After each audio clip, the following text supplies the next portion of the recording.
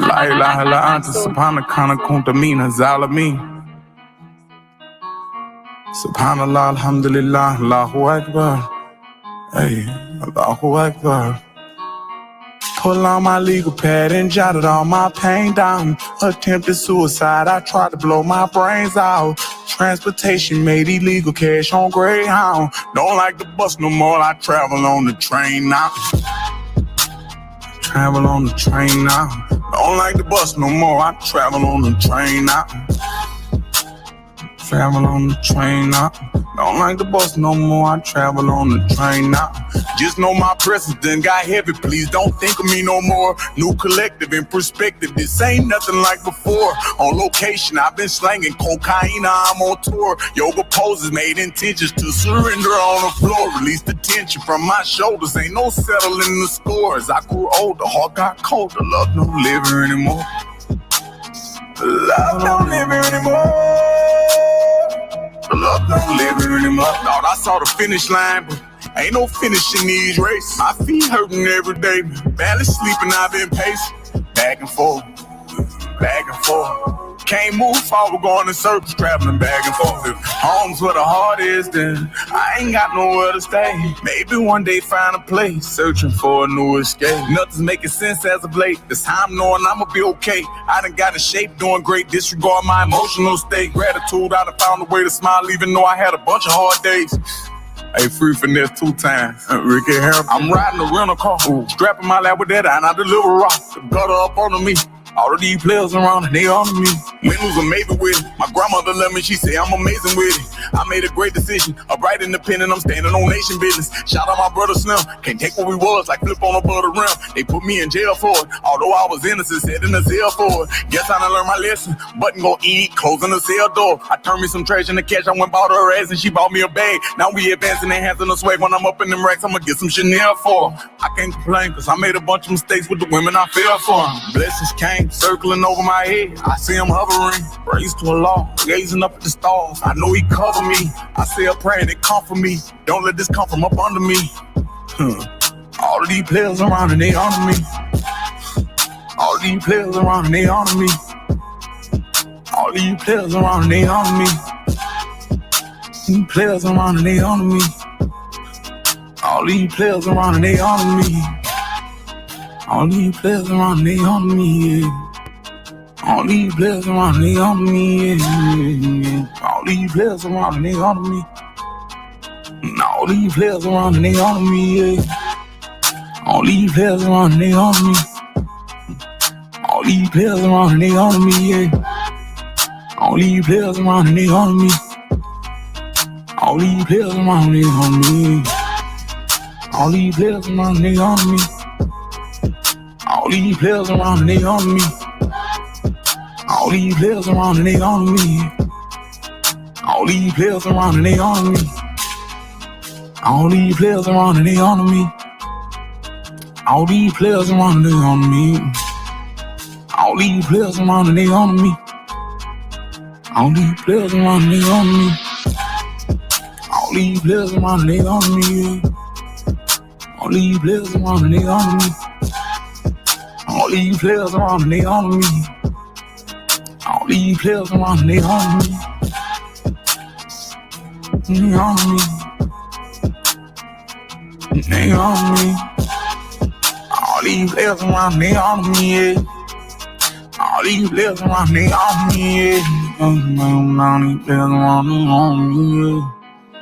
All these players around they honor me. These players around they honor me. All these players around they honor me.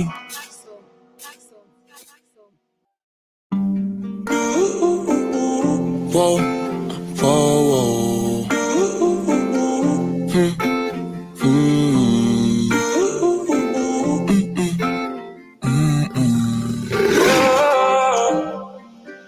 Yo, tell me what's the play without a man in the middle? He threw me the ball and I ran it like a kiddo. Same dude, hating, be a fan of a nigga. Bro got caught with 450 grams in a rental. I ain't going back and forth Instagram or the Twitter. Before I ever let tug give me chin, I'ma get it. I just wanna see a whole lot of sand while I'm swimming. I just really want a whole lot of land while I'm living. Everybody know that's your man that was snitching. Know some niggas that'll blow 10 bands just to kill him. Telling on the hood, nigga ran from a sentence. Left cash money man, money man independent. Hard cold in a motherfucker, ran out of feelings. Look good talking to the man in the mirror. Got what you want, I demand, I deliver. She ride with me, cause they saying I'm the realest. Yo, ain't on with it. Yo, ain't on with it. Go crazy. Yeah, yo. I make a plan, I get it. Yo, yeah, yo. I make a plan, I get it. Whoa, yeah, yo. I make a plan, I get it. Yo, I switch plays like audibles. Come with me, you portable. These hoes texting articles. I call shots for calling you. That's why I'm ignoring you. I get assists, I'm scoring too. Fade on a bitch that's drawing most. Niggas hating on me, but I got money waiting on me. Ain't no playing for the keep, yo. Thank God a nigga made it out of streets. Push start, I ain't waiting for the key, yo. How you tryna ride away without a beat, yo? Real nigga, I'm just saying what I mean, yo. Still ball like I'm playing overseas, yo. Gotta make it on me, yo. Ain't on with it, yo. Ain't on with it. I ain't average. Automatic. Yo, call me Nacho without the Libre. She sum me up. She got the Libre. Nigga, you can order these pounds online, Dro.com, without the eBay. Nigga, I can rock this show myself on my mama, without the DJ. Shout out to EJ, shout out to Twin, shout out to TJ. I'm in the Maybach, yo bitch working, close that curve. I'm getting the PJ, dope like Pablo, Mexican yapo. I don't eat tacos without the PJ. As far as these livers go, I can run circle around all these niggas without the relay. Rap on PJs, I'm on the PJ, super like CJ, built since pre-K. I be at the barbershop serving like P-Ray. Nigga put his hands on me, that's D-Day. True as the reverend, bombing with nuclear weapons. Teach them a suitable lesson. Force excessive, I'm truly aggressive. You need a tutor for Tulio lessons. Beat, walk it, bite it, choke it. We come to eat like a delicatessen. Dro. Niggas having, we just had it. It get crazy, it get tragic. Fucking pay. Automatic, I ain't average. Automatic. Basic.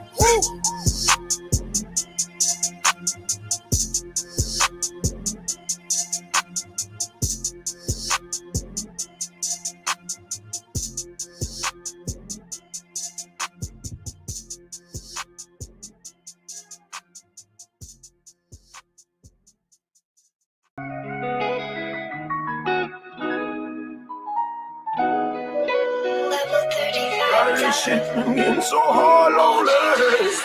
Dynasty. Right, this shit been getting so hard lately. It's getting so hard for me. Body open but heart closing. I quit that juice, I feel a doses. This shit is getting hard lately. It's getting hard for me. I think I feel my heart closing. I don't know why I lost close me. I don't know why I shot it smoke, Can't remember what I bought phones, close. Can't flip out my heart, it's so big, stay close. Gotta keep that door up in my Range Rover. I'm on the Mexico soil, trying to get some pesos. Toast that I'm holding shit up, my nigga, I'm Lego. I just paid for that lawyer, he done, my nigga, case closed. Why you acting too faithful? Fake niggas, fake killers, why God make those? They threw dirt up on my name, it's my name, bro. The dirty streets, the dirty game, I still ain't chose. My heart's a part of me. It's dark as a cage, can't fall asleep. So when Russia living lavish, where hard to be. As soon as I was savage, they charged a G. Right out of this shit been getting so hard lonely. It's getting so hard for me. Body open but heart closing. I quit that juice, I need up my doses. Whoa. This shit is getting hard lonely. Oh. It's getting hard for me. Oh. I think I feel my heart closing. Oh. Right out of this shit been getting so hard lonely. It's getting so hard for me. Body open but heart closing. I quit that juice, I need up my doses. Whoa. This shit is getting hard lonely. Oh. It's getting hard for me. Oh. I think I feel my heart closing. Oh. I'm low to a devastation and roll to the proclamation. I was holding my pockets waiting, don't hold the conversation. I married my queen fiend, they rolling, but I'm just waiting. I got off the scene clean, don't know about what you saying. Rider, how we lose, you done got fire. I'm so tired, so liar. Thought you was clean, that's a sterilizer. You hate a wire, why did you fold? Even though I'm depressed, I'm still sticking to the code. She's sitting there dressed, she's still sticking to the pole. Right told me rolling mess, it's still sticking on my nose. Bro, keep sticking, I'm trying to pick it out my bowl. We only wanted to roll. Stop kidding about money, you got rolled on slow. Yeah. We only wanted a hoe. Stop kidding about honeys when they fucked out on my road.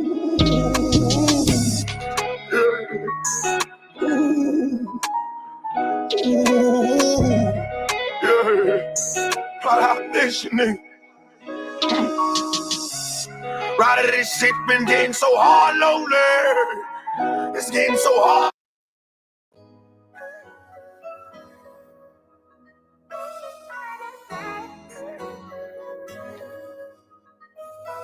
How many times I'm gonna turn back for you?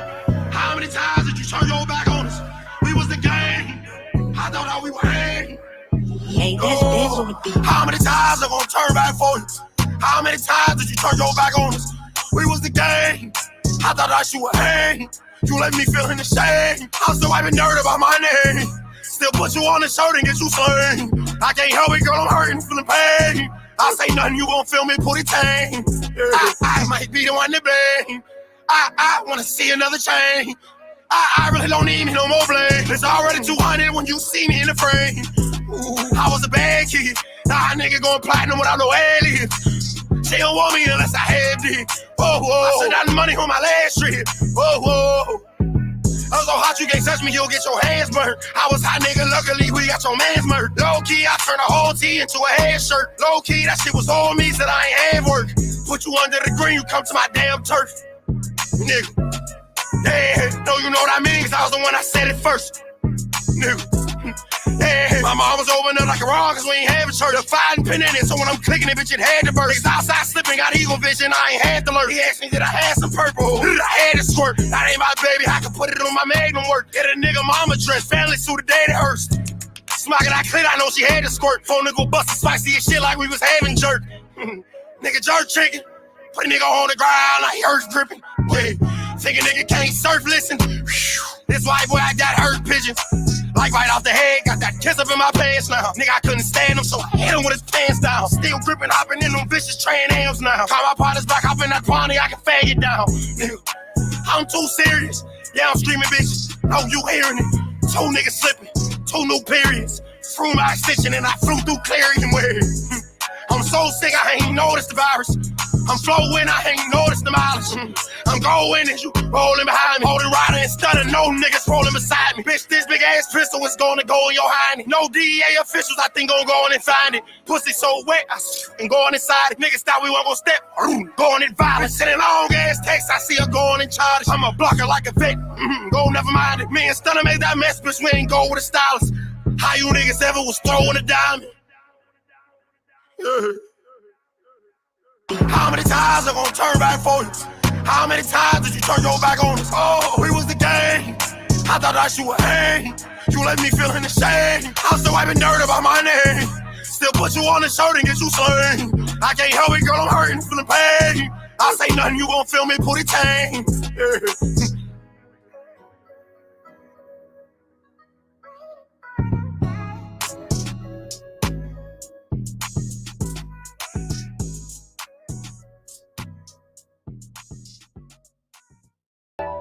I can tell the difference from a driver and a pilot. Never spit no water, cause bitch, I'm always moving in silence. Shot that nigga dead in the shit, he was the wrong victim. Niggas saw me once, I swear to God, bitch, I'm gon' don't slip him. Shout out to all my niggas in the bottom trying to elevate. Fuck, worrying about a bitch, and they feelings, we gon' get this cake. I ain't peeping the light shine at the end of the tunnel. You ain't got no money on your mind, and you gon' fuck with. Nigga at them fish, I'm grabbing that for him. Calling one of my hitters, know I got a check for him. From the west side of the O, we on that money shit. Hey, going up on a nigga, why me transform? Hey, I ain't never ever been no bitch, nigga, nah. I ain't put in that work, bitch, I'm a rich nigga, y'all. Had to come out to my sense, put a fuck nigga out their misery. How the fuck you gon' talk down on a nigga, he ain't did shit for me? That he could be released. Fucking out these checks out and order me a feast. You could get it off your chest if you wanna meet this piece. I have money on my mind, so I can't fuck with your geese. Hey, I'm forever paid, nigga. Roll down Kool-Aid, nigga. Flooded in a bitch, hey. Blooded in a bitch, hey. You can put your trust up in a bitch and she gon' switch, hey. Niggas gon' throw salt on a nigga name to get a fix, yeah. The world got a young nigga living so heartless, yeah. Colder than a bitch like I'm in the Arctic, yeah. Ay, feeling like you made a big mistake cause he ain't ride for me. Need no recognition for no nigga cause I'm gon' ride for me. Yeah, yeah. Nigga out there fish, I'ma grab a net for him. Calling one of my hitters, know I got a check for him. From the west side of the O, we on that money shit. Ay, going up on the nigga while me transform. Hey, I will never ever be no bitch nigga, nah. I put in that work, bitch, I'm a rich nigga, yeah. Had to come back to my sense, put a fuck nigga out their misery. How the fuck you gon' talk down on a nigga, he ain't did shit for me, yeah. You got a lot of nerves, nigga, this the fucking purge. Hey, I ain't gon' say a word. Hungry with a snatch of purse, now I'm just gon' flip a bird. Put a 30 pack on your head, while I'm sleeping in the bed. I can dream I killing them, beam up and finish them. Catch up in the moment, then I'm drilling them. The world got a young nigga living so heartless, yeah. Colder than a bitch like I'm in the Arctic, yeah. Ay, feeling like you made a big mistake cause he ain't ride for me. Need no recognition for no nigga cause I'm gon' ride for me. Yeah, yeah. Nigga had them fish, I'm grabbing that for him. Calling one of my hitters, know I got a check for him. From the west side of the O, we on that money shit. Ay, going up on a nigga while me transform. Hey, I ain't never ever been no bitch nigga, nah. I ain't put in that work, bitch, I'm a rich nigga, y'all. Had to come out to my sense, put a fuck nigga out their misery. How the fuck you gon' talk down on a nigga, you ain't did shit for me?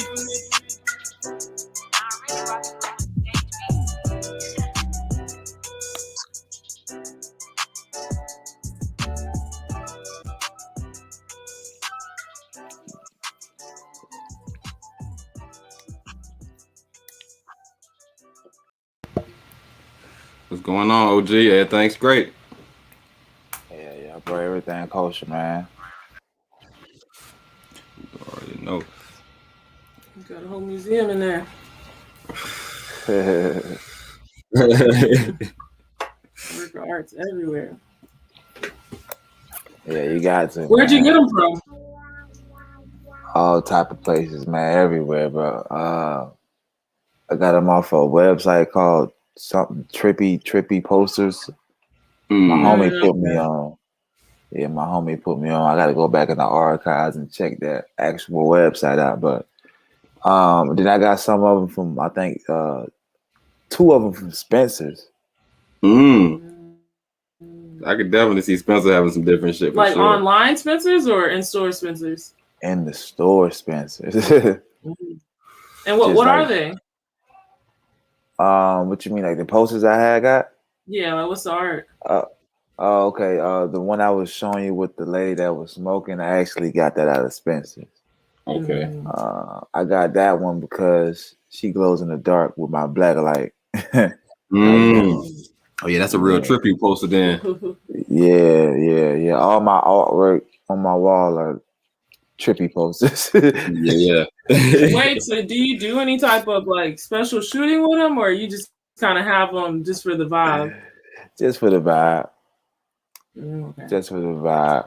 I might shoot a couple videos. You had a gamer chat. Go ahead. I might shoot a couple upcoming videos though. Yeah, you had the whole gamer chat. I was like, oh, he a YouTuber already. Definitely, yeah. Pushing out some type of content or something. Right. Got the whole vibe. We're gonna definitely rock this. I'm playing this is No More Mr. Nice Guy. Oh yeah. Yes, sir. You know, everybody's like you taught that from school, everywhere. Big business. You want to be successful? You want to be like Trump? Gimme. Push. Step. Crush. That's how it all is. And it's like nobody ever stops. You know, I feel like instead of us just being like slavery's bad, bad white. I mean, all right, let's stop that. And everybody's smart enough to know that. I mean, we've been slighted, and we want ours. And I don't mean by like ours, 40 acres and a mule, because we're past that. But we need help. No more Mr. Nice Guy. Say hello to the bad guy. Got all my niggas and tycooning everywhere like Wi-Fi. And my homies tied in like shoelace. Fuck being a part of this rat race. I'd rather just cut to the taste. I had to make my own way. My cousin to that cancer bitch, it made me real careless. Feeling like the 10 man, cause it made me real heartless. People say I had to give it, yeah, but they hating this ridiculous.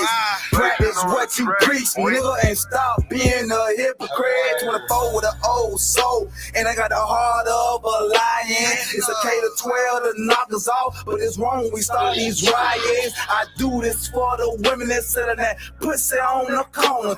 D-boys selling coke, pills, mollies, and marijuana. It's a better way. I'm clutch with the flow like Jordan with his fade away.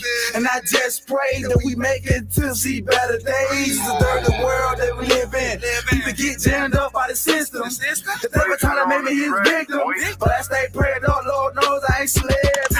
I've been swerving on the roads from rag to riches. And my zodiac a tour, so I tend to build some tension. I used to only wanna be the man of my city. Now I'm thinking bigger, trying to be the man of the century. I used to keep the beats locked inside. Hey, feeling like heads up with all lies.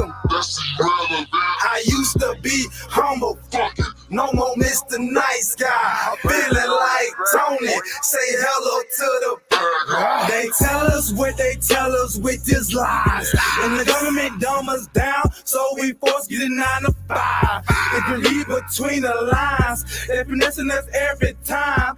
The police supposed to protect and serve, but they're killing us all the time. It's a shame a black man got choked out for selling posts. And the white man got a bond after killing 9 black folks. The system predicted 9/11 and Trump running for president. This shit ain't no coincidence. This Crip being rich. Got the media flexing hard, Hogan. Everything they tell us to be bogus. Side DiBiase, don't expose them. Homie, listen and stay focused. I'm about to explode like the Yellowstone super volcano.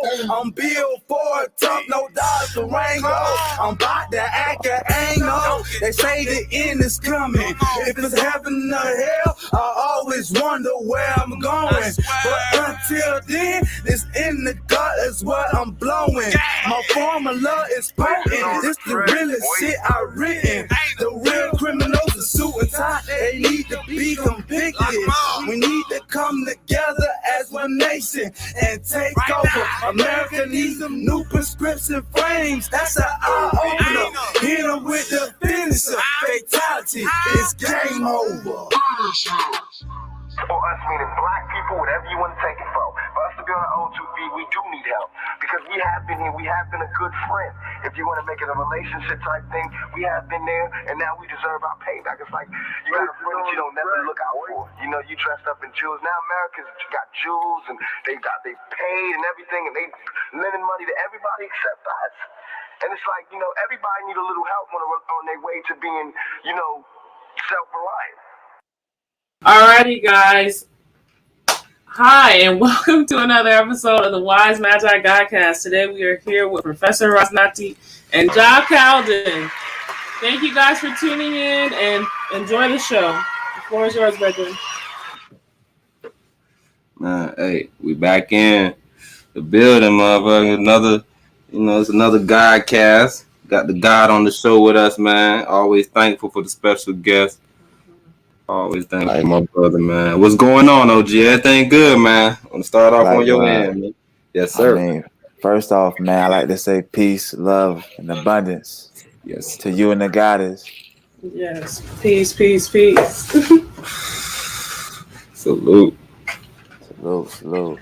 Quick question. Your name. How did it come about?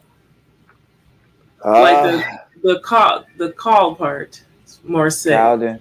Is that more so to go So towards Kundalini, or like where was that vibe from? So I study a lot of Egyptian mythology. Uh-huh. And Khaldun, just basically means in the Egyptian mythology, it just basically means immortal. And A lot of us don't even really understand who we are, and when you find out who you are, like I like to say, a lot of us are multidimensional, and when you figure out that you're multidimensional, you figure out that you're immortal. You start doing the real research, right? So that's where that kind of comes from, you know. Nah, that's dope as fuck. That's dope. Like I always explain, like even when we had our daughters, like I said, we the same way you explaining it, we go through all those rituals, right? So both of our daughters, they gotta wait at least 7 days to even receive a name, right? Right. Yeah. So we doing the home birth. We do the lotus. You feel me? So we try to be as close as, you feel me, as our ancestors was to the situation, even like with the names. What we do is, because we study a little different origins and stuff, and we understand names and we understand even energies, right? So, you know, even when they do with the astrology and a lot of that stuff, we kind of understand that to the science. So it's like, okay, well, if they born a certain month, there's other things that represents that month. Like somebody that's born as a Libra, you may say, okay, this is my aunt. You feel me? So those names may you feel me? So the energy is also received with the name. So like the middle name kind of comes with whatever the energy is, and then the first and the last name is based on characteristics, and then the first name is based on characteristic, and the last name is just based on the family lineage, right? So that flies. That like I love the fact that you went Empress. I know you didn't hear him, so no, I missed it. One of our little ones, Netflix stopped, so she felt like she needed to shout. You guys probably heard in the background, but yes, I missed the explanation of it. Please get a real quick review rundown.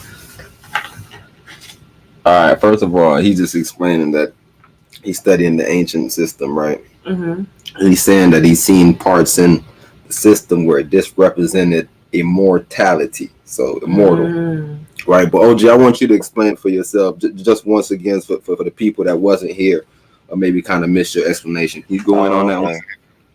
So I was on a journey of studying Egyptian mythology, and in the works of doing all that, I came across the name Khaldun, and I like how it just stood out to me because it represents immortality, and I understood at that moment, you know what I'm saying, like just doing the shadow work, going within myself and understanding who I am, you know what I mean, and understanding that I'm a multidimensional being that you know, I'm figuring out that, you know, I'm immortal. You feel me? Mm-hmm. Not just me. We are immortal. You know what I mean?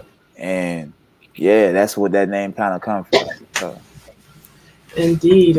I love that explanation. Really quick, did you play any like video games like Mortal Kombat or any of those combat type games when you were younger? Of course. Okay. What about anime? Yeah, of course. Man, okay, so maybe that's a through line. As far as if you watch any type of anime, as American as Dragon Ball Z or to the most Japanese and Chinese you can find, I think that leads to a spiritual journey. And then what's the other through line? Video games. If you played some type of handheld video game, I feel like you're going to be spiritually inclined. Yeah, to a certain extent, right? Because even the video that we have, one of our oldest video on the channel, right, where I spoke about the simulation theory, it's the same concept, right? Video game is one of the best ways to understand reality from reality. Because while you playing it, these niggas think they live in a real life, so you kind of understand that maybe there is a programming that's above the actual people that's in the shit. That's why last time when we were speaking to the brother, we brought up Free Guy. Because it was like, yo, you remember there's time that the program could wake up the same way we talk about we on a journey. We could wake up at any time and start deciding like, hold on, what we doing though? Like, why we keep on walking up and down this road? No, I ain't going up and down this road. No. You feel me? And that's when you veer off the path. There's nothing over there. There's no constraint. There's nothing over there because they didn't even plan for nobody going over there. Right, so that's what they even tell you about a lot of this information that was found, like the Dead Sea Scroll and a lot of this stuff. they didn't have a lot of time to break it up before they had to disseminate the information. So I'm telling you, bro, if we really go back and study these ancient manuscripts, y'all would be like, bro, there's no way they went through this shit and took everything out. Because I'm telling you, bro, they didn't have enough time for one, and for two, they left too much shit in there. Everything in there, nigga, I could use it and turn everything against them. So it's no way they thought about that shit. You feel me? Thanks. Yo, they got it all through the Bible that niggas is black and commonly. They tell you that people is in Egypt, and you like, hold on, Egypt? Why people in Egypt? Like, they're telling you all this stuff in the Bible. Then you don't matter where you go, they're telling you about Africa, and like when you wake up, you say, hold on, this is Africa though. They use sneaky words like Asia, and then you say, okay, what about before Pangea? Oh, how did our people look at it? Was our people calling it? And they wasn't, right? So then when you go to Australia and all these different lands, what you see, Aboriginals. You see people that was there before the original people was there. Fuck is that about? I even seen a post where they had it was like a picture of somebody standing from Europe, a landmass in Europe, taking a picture of Africa, and Africa was literally a mound. Like it was so much more elevated in comparison to Europe. To everybody else's land. Yeah. Yeah. Hey, they even explained it, OG. I'm not sure if you heard the story. I'm telling you, this is one of my favorite stories. But anyways, they explained about, because they always talked about the children of man, how they came down from the heavens. They explained that when a lot of these Europeans, I'm talking about Alexander the Greek, all these little weird people, I'm telling you, it's in their writings. Anyways, when they went up and they met up on these Ethiopians, right? They met up on the Ethiopians. They said that all of these Ethiopians came from the mountain, the high peak. Empress was explaining that if you look at the landmass from everybody else, Africa is already up. And then motherfuckers is coming from high peaks walking down, and they're all white. So they're technically walking out of the clouds. So they explain that the Son of Man came down out of the heavens. And what? Kilimanjaro is what? One of the tallest, or sure. Not the tallest. It's not the tallest. They said it's another one, but Kilimanjaro is definitely, if not one, I mean, if not two, one, because it's always been a weird little jump. But I know they had another one. You got it? Maybe you might be faster, bro. I've been trying to get back in this shit, bro. I think they're trying to make me lose some money, so. Okay. Phone finally got back on, bro. I'm trying to make a move out of this shit. But I got my brother in here, and I want to I want to play a little video real quick, because this is one of the topics. And it's not nothing serious. It's not nothing serious, right? But I heard the little brother. Highest mountain in Africa and the highest single freestanding mountain in the world. That's what it is. The freestanding boy. So, like, what does that mean? Is it like other bros be having other bros around it? Other mountains around it? Yeah, other bros is formed different ways. Yeah, because every time they show Kilimanjaro, they just show a single mound, whereas, like, Mount Everest, you see multiple peaks. Right? You just brought something up. I wasn't even thinking about the science, but yeah, you're right, for sure. Yeah, for sure. Them shits is just like a chalky type of land. Yeah, 100% fact. I think Kilimanjaro was a volcano, right? Yeah, it has 3 active volcanoes. I mentioned that. Kilo, Mawinzi, and Shira are the 3 volcanic cones. They say it's a dormant volcano in Tanzania. Okay. Dormant meaning it's not active. But they always say that before some shit. Oh my gosh, and that would make so much sense, right? Because if it's the tallest freestanding mountain and it's a volcano and it has 3 in it, if it literally explodes, it could literally cover everything back over and start over. Hey, they tell you that everybody else is disconnected from this earth anyways. So Africa don't care about nothing else, right? That's why I'm saying that people, like, the brother explained that we're multidimensional, bro. That's what everybody been telling us. That's why I'm telling you. That's why so much books about the dead and how to figure this little shit out, right? They tell you about the Titans. I hashtag the Titans earlier in my job, because I'm like, I don't really think people understand that. Because like I said, I rock with the Bible, even though I'm on some shit like we the Titans, right? Because I understand concepts and I understand how to use it. I was about to say, it's Catholic, universal. The message is everywhere.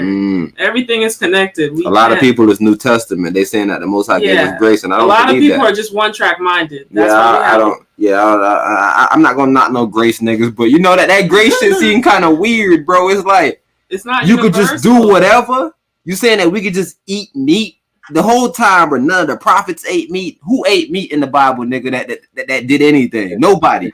And you telling me concept. Just think about this concept. The cross, right? When you fold it, what shape does it look like when you fold a cross? A square. Ha ha ha. So what that means? You are in a box. You're in the matrix. So you're gonna be one track mind. Yeah, and ultimately we just have to pose the question to, you know, people that say that we are in grace and be like, all right, well, when is your grace period over? Like, when do you have to grow up? Because they said 13 is when they start counting. So eventually you got to start counting. Fine, if you want to believe in the grace period, we can believe in that. But when is how long do you have? And I'm trying to figure out if you decide to just, you know, indulge in that grace, like, are you gonna make it through the vid? And that's what I'm saying. How would that be fair, though, right? That there's people like us that's actually studying, trying to figure out what's the right path, trying to get to do the right shit. Like, even when we heard the brother Carlous Miller joking, right? And he was saying, it's going to be a nigga like me that's eating pork that's going to be right here with y'all. And it's like, it's always funny to hear because it's like, it may happen, but where are you going to be at? You feel me? It's like, I hear your narrative. Yeah. But, like, it ain't about living long. All I can say to those people is laugh now, cry later, bro. Your body is electric, and you are a light being. So it ain't even about living long, bro. It's about keeping the electricity, nigga. That's what it's about, bro. Energy can't be created or destroyed, but I'm pretty sure you able to turn your shit off. So keep on playing. Your shit gonna be like a generator, y'all. Make sure we eat the right shit to conduct energy, bro. That's why when Dr. Sebi came out, bro, and that's why I be hearing people say, bro, Dr. Sebi fake. I don't care what y'all saying. This is what I know for sure. Before Dr. Sebi was out here speaking this shit, none of y'all was talking about alkaline. I ain't hear no alkaline. And that's simply what it is, bro. Everybody wants that lithium alkaline battery, bro. You want to know why? Because that is the most resourceful battery you're going to get in nature. Yes, man. But we have acidic batteries. The acidity in the black community specifically is pouring out. Hey, and if anybody know about acid batteries, bro, that's what I'm saying. Like, we shouldn't even be playing with garbage. I don't know if we know about cars and shit, but because we do everything independently, nigga, we be just figuring shit out randomly. Matter of fact, this shit right here is a lithium boy. Yeah, this bro has a lithium polymer. You can see, and that's right a jump start lithium battery. You see that? Yeah, the battery lithium. Okay, boom. Yeah. All right, boom. So with the acid johns, you gotta keep putting. Man, I'm telling you, bro, it's a whole crazy shit out here with these cars because these cars is electric. They tell you, bro, listen to this. Your whole car is on some electricity shit. You are sitting in a seat that is made of motherfucking electric. Conducting machinery, bro, metal. We are dead, bro. Every time we drive in a car, bro, it's killing us, bro. That's what I'm saying. We don't need to be understanding these simple concepts. I don't need to be understanding these simple concepts till I go hear a lot of these people speak, right? I hear Dr. Inky, I hear a KT, the arts degree. It's a lot of these people that be speaking some shit, and you'll be like, hold on, what? Hold on, what you said? The car dude. Or even if you go listen to the Edomites, right? I go listen to somebody like a Brian Walker talk about sleep, and I'm like, hold on, what? Sleep is that important? Oh, so shit, that's why niggas dying because they can't heal? Like, all of these concepts, bro, is like, bro, we was and that's missing the thing. this In shit. our culture, it's like team no sleep, vamp life. Yeah, it seems cool. And it's like, no, grind. You need that. Grind. You're gonna look like you're 40 when you're 30, and that's not okay. That's 10 years. You gotta grind. Bro, we gotta relax. We gotta relax. How you feel me? How you gotta charge the body up, man. And then us, by being us, you know, a multi-dimensional being, you go into a whole another dimension when you sleep. They don't even talk to you about dreaming. You just think it's like a normal human thing to do. Nah, they over there trying to siphon dreams. Right. Yeah, it's interesting. Hey, bro, I explained that the dreams, right? Dreams are more reality than reality is. Man, I was gonna go there, bro. You have no control over it. You have no control over your dreams, but this fake shit right here, you could think your way through this shit all day, bro. All day you could think your way through this fake ass reality, bro. We all get caught up in depression and all this fake shit. Bro, in that dream world, bro, go in that dream world and try to control it. That's when we get to that level where we say, yo, this is lucid dreaming. Because now what we have done is brought both sides together, was like, okay, cool, I'm here now. I'm telling you, bro, we spoke about a lot of this in the simulation theory, bro, and people don't really understand, bro, what the fuck is going on, like how deep dreams is, right? Yep. These motherfuckers got whole studies about dreams, right? They got the whole different alpha, beta, the different waves, the different levels of sleep, REM sleep. I'm telling you, bro, black people, I don't know if we just, maybe we look at them and they give the appearance. Like I used to always tell all my friends, bro, have y'all ever noticed that every time we see them smoking on camera, they're smoking something that look like this, a weird joint, a whiteboard, or something stupid like this? Yeah. Like you like. I've always been fascinated like that, but I've never seen us smoke it until I was like, hold on, why we not smoking that shit? What that shit about? Mm-hmm. And a bro started letting me know what it's about. And I'm like, okay. So I'm telling you, bro, a lot of this shit that we think we doing right, bro. Loud and wrong. We be thinking I'm telling you, like black people say, nigga, we the toughest people on the earth. We fighting. We built the pyramids, man. What y'all talking about? Man, that's only not on that diet. Man, I'm telling you, bro. Not on that diet. That's why. That's why it's always like Brother Gates said, right? It's refreshing to find somebody to think like me, so I can't be wrong, right? Mm-hmm. That's why it's refreshing to run into a brother like Ja, because we always said like within our little circle, we can always bounce each other off. Like, a matter of fact, OG. But before I even go to this next John, bro. I know, being single, bro. How is it with information? Like, how is it like when you receive some new information and you gotta like politic about something, or even like, have you ever thought about like getting so far along your journey that now every chick just kind of it's like, man, you're not on. You feel me? Like, how is it? Like, how is that whole vibe with you? That's a great question, bro. Great question.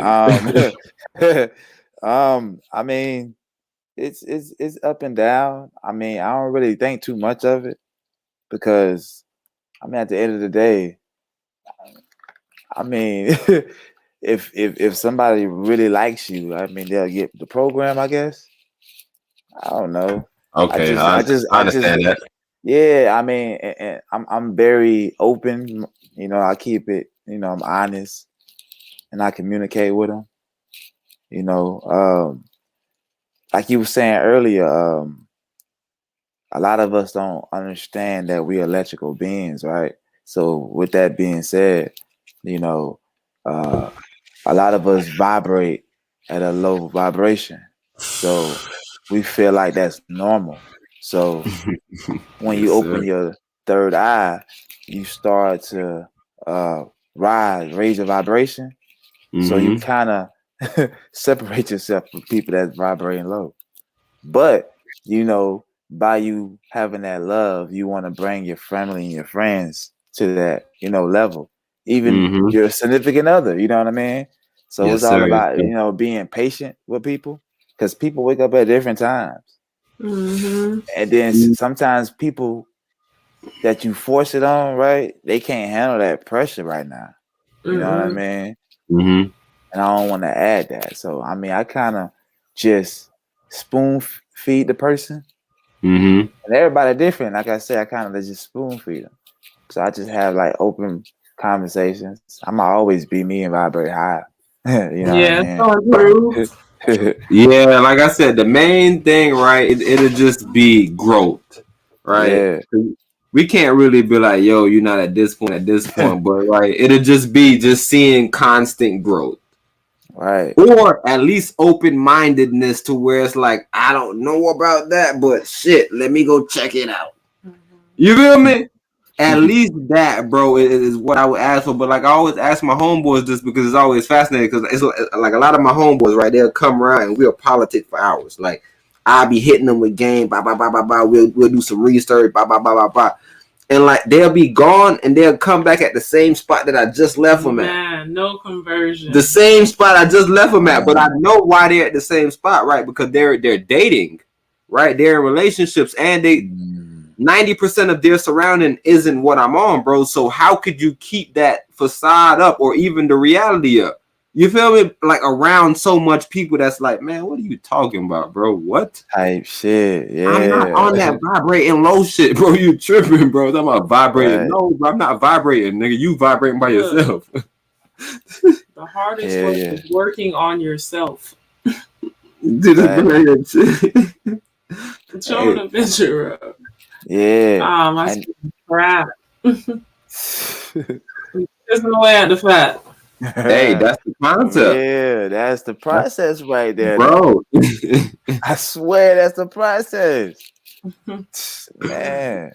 Hey, they even tell you it's the same thing with lifting weights, it's the same thing with anything, right? It continues to scar over. You're just scarring and just trying to figure out how the fuck to get this shit off, what they call it? Trauma now. It went from being the process to trauma. Man. And then now when you start, and then like I said, there is legit people that you could say trauma bonding, right? Mm-hmm. Like people that just get together and say, bro, yo, they did that to me. Yeah. Bro, I got a cut right here. You got one too?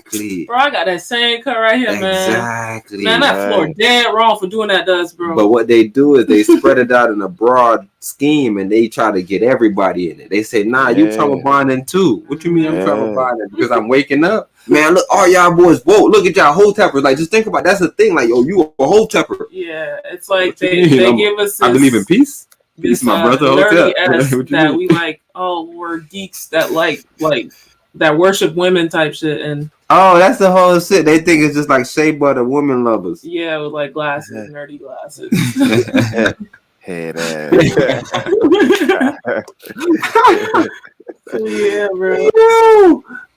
No, but real quick. All right, so this is a statement. It says, you've been naked 2 years on Facebook and you still single. Sis, get dressed. Man. Yes. And here go another one. I love to see women getting money, but that ego gonna keep you single as fuck. Man, I'm telling you, I really want to play that Rolly because Rolly said that shit. Look, Rolly said that Shawty keep putting that pussy on the internet and she ain't getting no likes. Like, I gotta play it, bro, because he finagling the fuck out that shit, bro. And I'm just thinking, that's all out, right? Man, I don't know. I just know that shit was sad, bro. Nah, you for sure? Nah, I think it's the one that you like that you said he dissing when he said he ain't a thug. I feel like that's one nigga. Man, you got to run that one. Yeah, nah. That do go hard. Yeah, bro. So yeah, don't get us twisted with no that shit go hard. Nerdy, geeky, love women, bruh. We love righteous people. What I want to do is can I take myself off the screen, bro? Look at this one now. It says, kick me out of church because I yelled, fuck the devil. I thought we hated.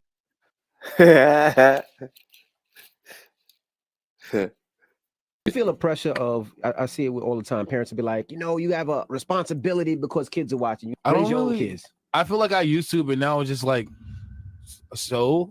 like fuck your kids. Not like fuck your kids. That's exactly what you just said. That's funny. This bro right here got the audio? Yeah, now turn the camera on. Booyah. You back? Yes, sir. All right. Damn, what the fuck going on, man? So many technical difficulties. This whole time, nigga, I thought I was explaining this shit to you, bro. But long story short, bro, I was trying to explain that this brother right here was this brother Lil Nas X was in movies such as The Proud Family, right? He's in a lot of kids' movie. I'm seeing like I'm seeing about 3 or 4 right now. But long story short, somebody saying "fuck your kids" in kids' movie. What's your thoughts on that? Like, you feel like I don't know, like, because I hear people saying, "Yo, y'all trying to cancel Lil Nas X and this and that and this." I don't know what they saying, but I'm just trying to figure out your thoughts, bro. As far as, do you feel like it's okay to say fuck your kids, right? Because I think it's okay if you wasn't playing in kids' movie. I just feel like the fact that you on TV and you like playing to kids, it's kind of weird to say fuck your kids. It's like a flavored cigarette, bro. Or even the other thing. What was the CBD line? They didn't want any colors of or any fruit of any sort because it appealed to the children too much. So they know the science of this marketing and quote unquote symbolism. Yes, so ma'am. Somebody's gonna have to remove this guy. Hello. This is public endangerment, bro. Y'all did the same thing with Trump, bro. Let's do a through line and make sure we are sticking to the actual rules here. My body, my choice. That's a through line we're running with, right? But I'm telling you, you got all science right now. Yeah. Because So go in, bro. I personally knew. Well, I'm tripping. I ain't new, but I'm starting to see that he's like more like a kids artist, right? Because he do like a lot of stuff for the kids, right? So when you in that type of spotlight, like, you know, a pop star or whatever, or artist, exactly. or You get it, pop star, popular, bro. Right. Once you a pop star, you kind of like an idol. You know what I'm saying? And especially with him and his position, he's united to the kids. That's why a lot of people be tripping about the things he say and do. You feel what I'm saying? It's like, yeah, that's the only reason why. Right. It's like everything you do is marketed to the kids. Not adults. Cardi B and them, they nobody's harassing them because it's like, well, this is adult content, bro. Like, children shouldn't be honest. But with Lil Nas X, it's like, bro, you popped on TikTok, bro. That's not OnlyFans. That is children's playground, modern day playground. Like, what are you talking about? For some reason, they thought you would be a good addition on Prouder and Louder. You was on the Proud Families, bro. I grew up on the Proud Families a couple of times. Too, man. Yeah, bro. I didn't even know he was on the Proud. I didn't even know they brought the Proud Family back. Bro, it's coming back 2022, and y'all get Prouder and Louder. But hey, think about that title though.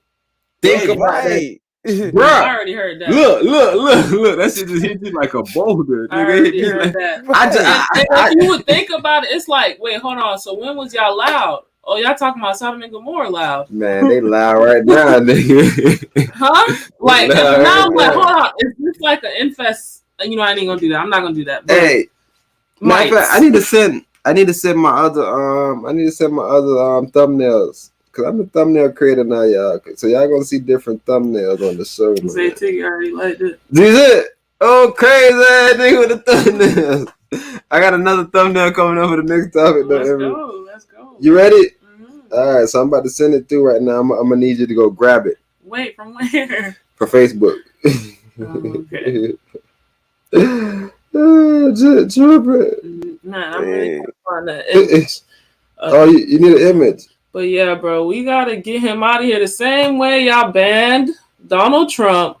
You got a ban. There needs to be a ban on Lil Nas X because he's confused, terribly confused. He need to be spoken to. He's trying to make adult content, bro, and be on the radio, bro. Yeah, that's not possible. He crazy. Well, I guess it is. They just put weird words in there. Man, he gotta stop that shit. Because Cardi B was on there. And Boosie was on there, and they were saying Boosie used to say like, and then look, this is how they going to war with the people right now. They say a lot of y'all artists talk about a lot of lesbian type of situation, and y'all don't be having no problem with that. I'm like, yo, chill out. Like we got a problem with everything, but for sure we got a problem. Somebody marketing it to the kids, bro. If somebody got their child listening to Boosie, bro, we could be like, yo, you bullshitting. But you feel me? Like we could make an excuse for it. And yeah, Boosie wind up on the radio. I understand that there was some people that got influenced by Boosie, but like even the people that love Gucci Mane, I wasn't a big Gucci Mane fan because even though Gucci Mane was big, he was big.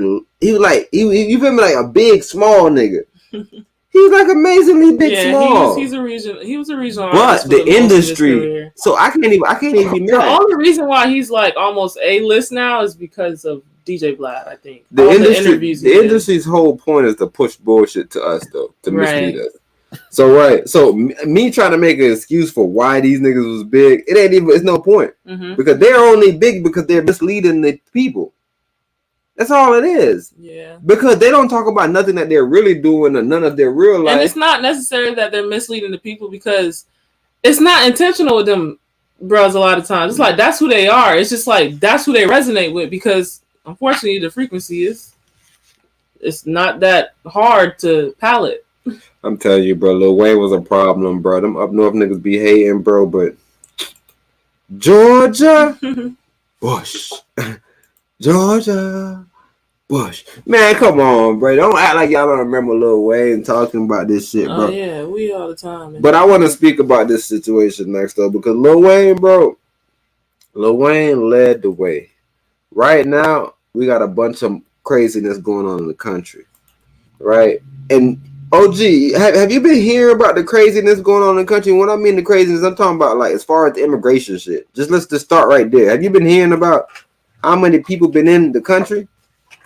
Say niggas are in and out the country. Niggas is raping the country. I'm hearing.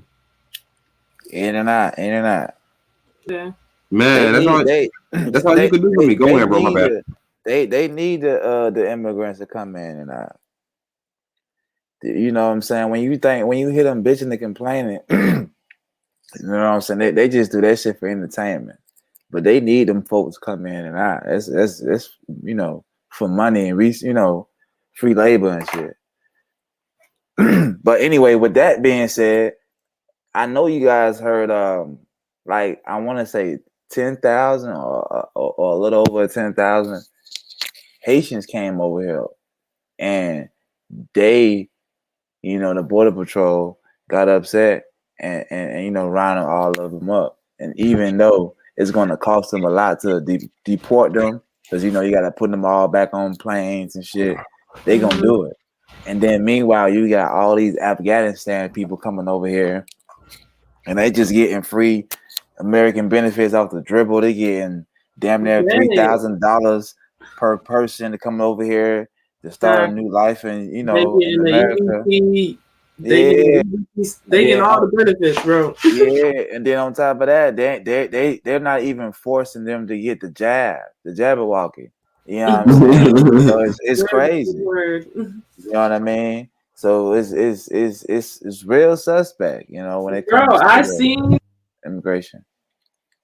But keep on talking though. I seen the people. I don't know what John means. Yeah, I need this. You see how I got this boy behind me? Yeah. I need this bro behind me. I need the Levites behind me.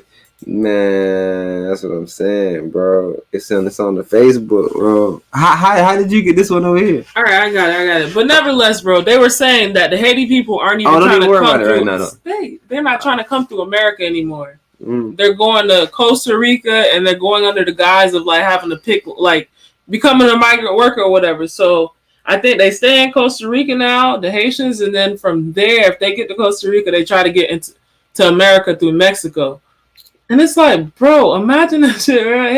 Haitians are right here by Florida. Right. And they're going all the way around to try to get in.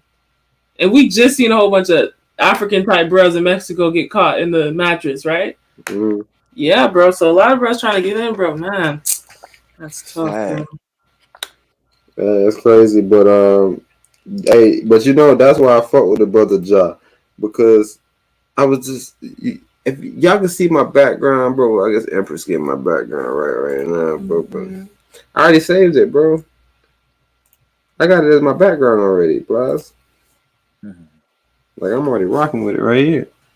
Oh, so okay, well, hold on 1 second then. Yeah. That you see, because I'm looking right here for it, and it's not right here. That's what I was asking you. Oh no, I'm already rocking with it. That's why I got this called Exodus. Right, they sending them brothers back. Send them back to Rio de Janeiro. Who? They send the Haitians back, bro. Yes, bro, but they sending them back, bro. And they taking the Indians or the Afghanistan brothers, and they taking the Spaniards. They moving the Spaniards to Kentucky and stuff. They're taking everybody except for y'all, bro. They seen y'all coming up. What they said? It's not the Untouchables, but they said. All right, but nevertheless, my bad for saying Rio de Janeiro. They found y'all in Del Rio, Texas. Some Del Rio, Texas shit. I don't know why the fuck I said Rio de Janeiro. That's funny. I have a sibling in Texas. I'm fucking up, right? Yeah. But yeah, they was in Del Rio, bro. And like I said, that was the topic today. Because what everybody was trying to figure out would Biden and Trump handle the situation the same way.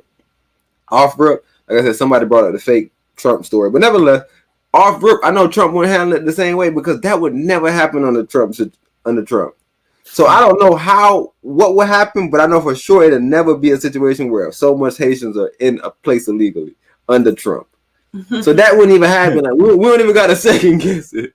That nigga would have found their ass before they got the 5,000 and started making sure they got in legally.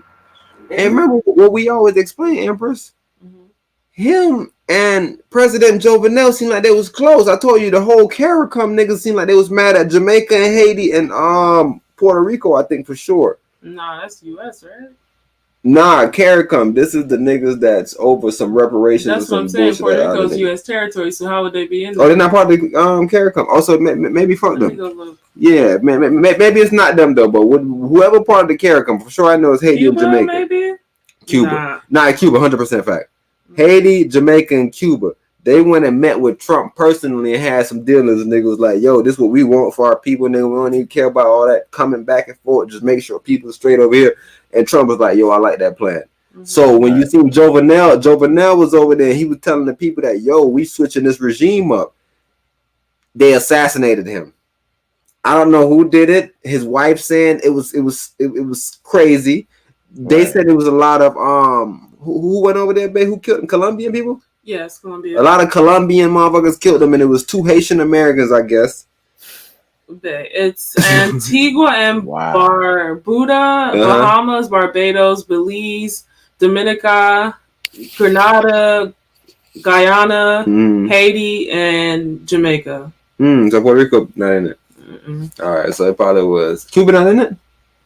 No, St. Kitts, Nevis, St. Lucia, St. Vincent, the Grenadines, Suriname, and Trinidad and Tobago are. Trinidad. I think Monstrate? No, I think Trinidad and Tobago. I think Debra is the leader of the CARICOM type shit. I'm pretty sure.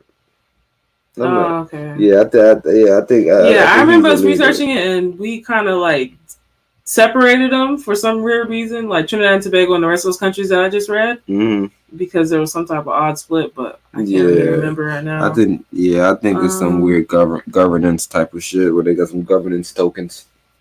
You know what I'm thinking? Okay, yeah, it's. I don't know. Nah, we definitely gotta look into that though. Yeah.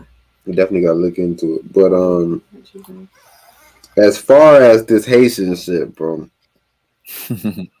What's y'all thought, bro? Like what's going? And then like I heard people say stuff, and like I said, I think we should stop saying this. I don't know what this means to melanated people, bro, but I don't think that should be our plan, bro. I don't think we strong enough to be like, yo, this is our problem. We got our own problem at home. I don't know, bro. I think our own problem should be like, yo, if they black, they rocking with us. Fuck them Spanish people. Fuck everybody right now. I'm just saying for right now. And I love y'all, but before anything happened, go on, OG, my bad, bro. You won't. You really on to something, bro. Like people don't really understand. This is why the government, America, the corporation hate Haitians, because Haitians was the one that started the Revolutionary War. They was tired of that shit. They was by everything, bro. They got together and they started the war, bro. And with them starting that war, man, we was able to start it here because they started the war over there in Haiti and it came way over here. You know what I mean? That was called the Gallup War. So you guys, if you want to go there and research it for yourself, it's called the Gallup War. And with that being said, they always had this grudge on Haiti because Haiti, they use voodoo. They use the nature. They use, Wait, do you know have you been studying any of that information as far as like the Vodun and the 7 principles? I heard about it, but I ain't really get too much into it. Bro, it's a lady named Professor Biana Bello. Bro, she goes in, bro, and she just explains it in the way that she takes all the mysticism and all that spook theory out of it, bro. She takes all of that out, and she lets you know the principles and the 7 different like personality types. Like one is called Papa Legba, and he's the opener of the way. So they say like he's the one that kind of starts the trip, but he never makes it to the promised land. So he's like a Moses type character. In Haiti, they call him Toussaint L'Ouverture. Oh, Toussaint. Yeah, I heard of that. Yeah, Toussaint, they said, had that same, energy. And then they had Ogun. Ogun is like Dessalines. Dessalines was more of a warrior type. He wasn't as strategic. He was muscle more so than the brain. And, he came with his authority. And then they have Urzuli, which is, in this story, she ties the analogy to all of the Haitian revolutionary bros. So Papa Legsba is Toussaint's wife. And they said, she's a goddess of like organization and, just putting systems in place like a Mayotte character, And then it goes on. It's a couple more gods, bro. I'm going to send you the link to that, John. But, bro, powerful lecture on Vodun, bro. It takes all of that spooky stuff out of it, bro. And you're like, I see why they did this, bro. Because if they tell you this, everything starts to click. Your synapses start firing off again. It's like it's a light of information, bro. So what information is. It's ions. So it's gonna light you up, bro. But I'm gonna send you the link. As far as the Haiti situation, going back to what you was touching on with the Gallup War, I just want to touch on this point. Like, black people always think like other black people problems is other black people problems, and it's like, do you realize in a little bit the table's gonna turn? Like, these are part of the 7 Hermetic principles, bro. Mm-hmm. The pendulum must swing, bro. And now when it's your turn, and Kenya and all these other people in England are not reaching out in America and saying, bro, Black Lives Matter, we support y'all, whatever, we'll donate this and that and third. Don't be confused, bro, because when it comes to y'all helping other people in other countries, bro, y'all whole thing is my hands are tied or my hands are behind or I can't help you type stuff. It's your problem to deal with. And it's like, bro, the table will turn eventually. Yeah. I mean, my thing is we get so caught up in the matrix with these titles that these Europeans came up with, right? Facts. Get rid of all the titles and just think about it. Like, we all are just one. Mm-hmm. We carbonated beings. They all put these titles to divide us and filled us with this doctrine. Bro, your biggest form of identification is right in front of your face, and we want to ignore it. Mm-hmm. It's like, bro, look at your skin, bro. Look at my skin. Look at my hair texture. Look at your hair texture. Mm-hmm. What are you telling me right now? I'm not black. I'm Haitian because what? Why would you trade a tiny ass island for fucking the continent Pangea, bro? Why would you do that? Why? It makes absolutely no sense, bro. Hey, even to double down, we multi-dimensional being anyway, so this is pointless shit to be arguing about. Man, facts.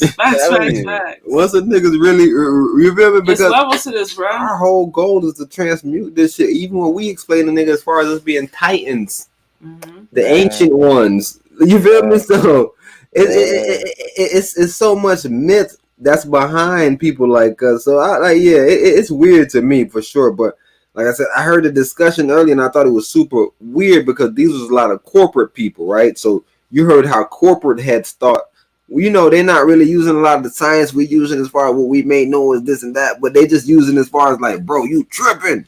What you mean that this my problem and this ain't your problem? I feel like a lot of y'all arrogant. So like what Empress was saying, I heard people saying that too. So like I've definitely heard people saying, yo, y'all need to be careful that, bro, that people right now, they're getting upset because I guess they're looking at it as Americans making their problems bigger than everybody else. And they're like, yo, the same way when y'all go to some shit, bro, we over here in London, bro, we rocking with y'all shit, bro. But like, it's like when we start telling y'all about some shit, y'all on some shit like, man, we the only one that been through this. And I understand that, bro. But I'm telling you, bro, if you can just please just travel and just figure some shit out. Like even the injury to insult that they're doing where they'll have the Nigerians playing these deep South African African people, but black American slaves, and they'll get so offended by it, and it's like, well,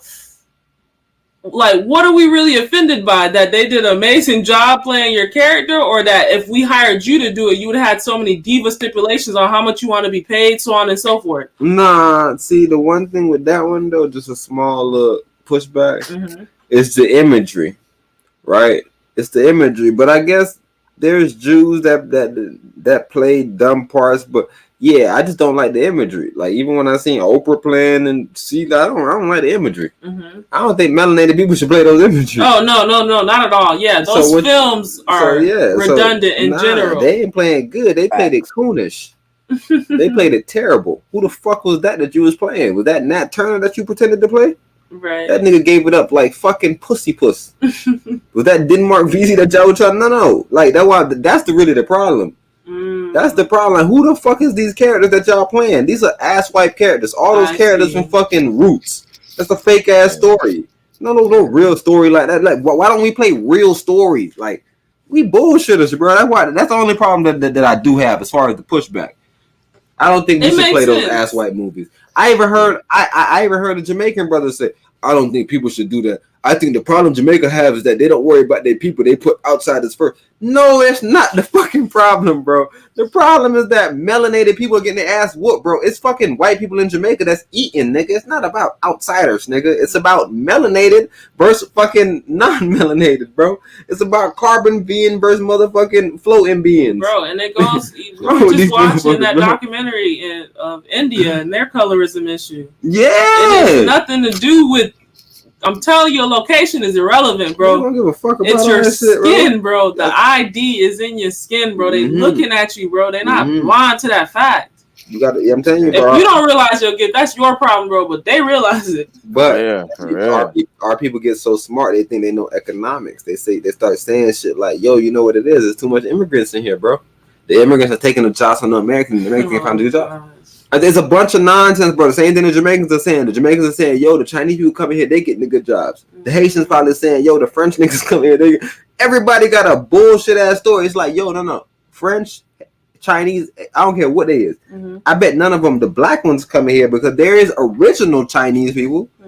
They call them people the untouchables too, right? There's original Indians, right? There's original Australians. We don't see them motherfuckers showing up over here. We don't see the real Puerto Ricans showing up here, the Taino Indians. But then at the same time, you gotta understand. Go in, bro. Who control the narrative? They do. And 9 times out of 10, people get their talking points and their narratives from watching TV.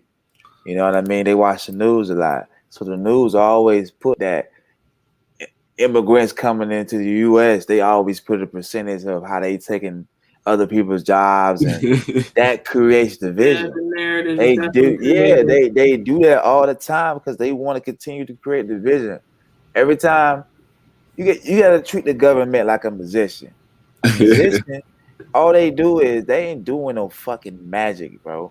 All they doing is doing a trick, distract you with their left hand, and then they doing the trick with the right hand. Sleight of hand. That's all they doing. And then when they present their right hand, you be like, oh my God, how did you do that? They always say it. It's a distraction, guys. It's a distraction. No. A lot of them tell you that, right? Because there is some of them that go on Joe Rogan and they say, yo, this is all mentalism. They like, there's some of them that's completely honest, right? There's a white boy named Chris Angel. I spoke about him a couple episodes ago. He was so fake that he continued to fake as if he was real. It's like, bro, we know it's a magic trick, bro. Just be real about it. Like I'm saying, like Penn and Teller, they was like, nah, bro, it's really mentalism, bro. It's not he was like, I'm not gonna tell you the trick, but it's a trick, bro. It's a trick. But this nigga Chris Angels was really walking around as if he was some magician. Hey, look, read that. What this is, green text. This Chris Angel, the all is mind, the universe is mental. The Kabbalion. So he probably fucked around and tricked himself. No, I'm telling you, he knew what he read, but he was trying to trick us, and that's the problem when non-melanated beings play these tricks on us. When they say black magic, white magic, it's no white magic. It's made up. Y'all can't do magic. Y'all don't have the power to do magic. Y'all can y'all can do sleight of hand. Y'all can trick people. Y'all can do mentalism. Only people that can do magic is carbon beings. You feel me? So they already know that. But that's what I was saying about the Chris Angel nigga. Like, he tried to trick us. Like, I ain't like that shit about him. I think he was the fakest one.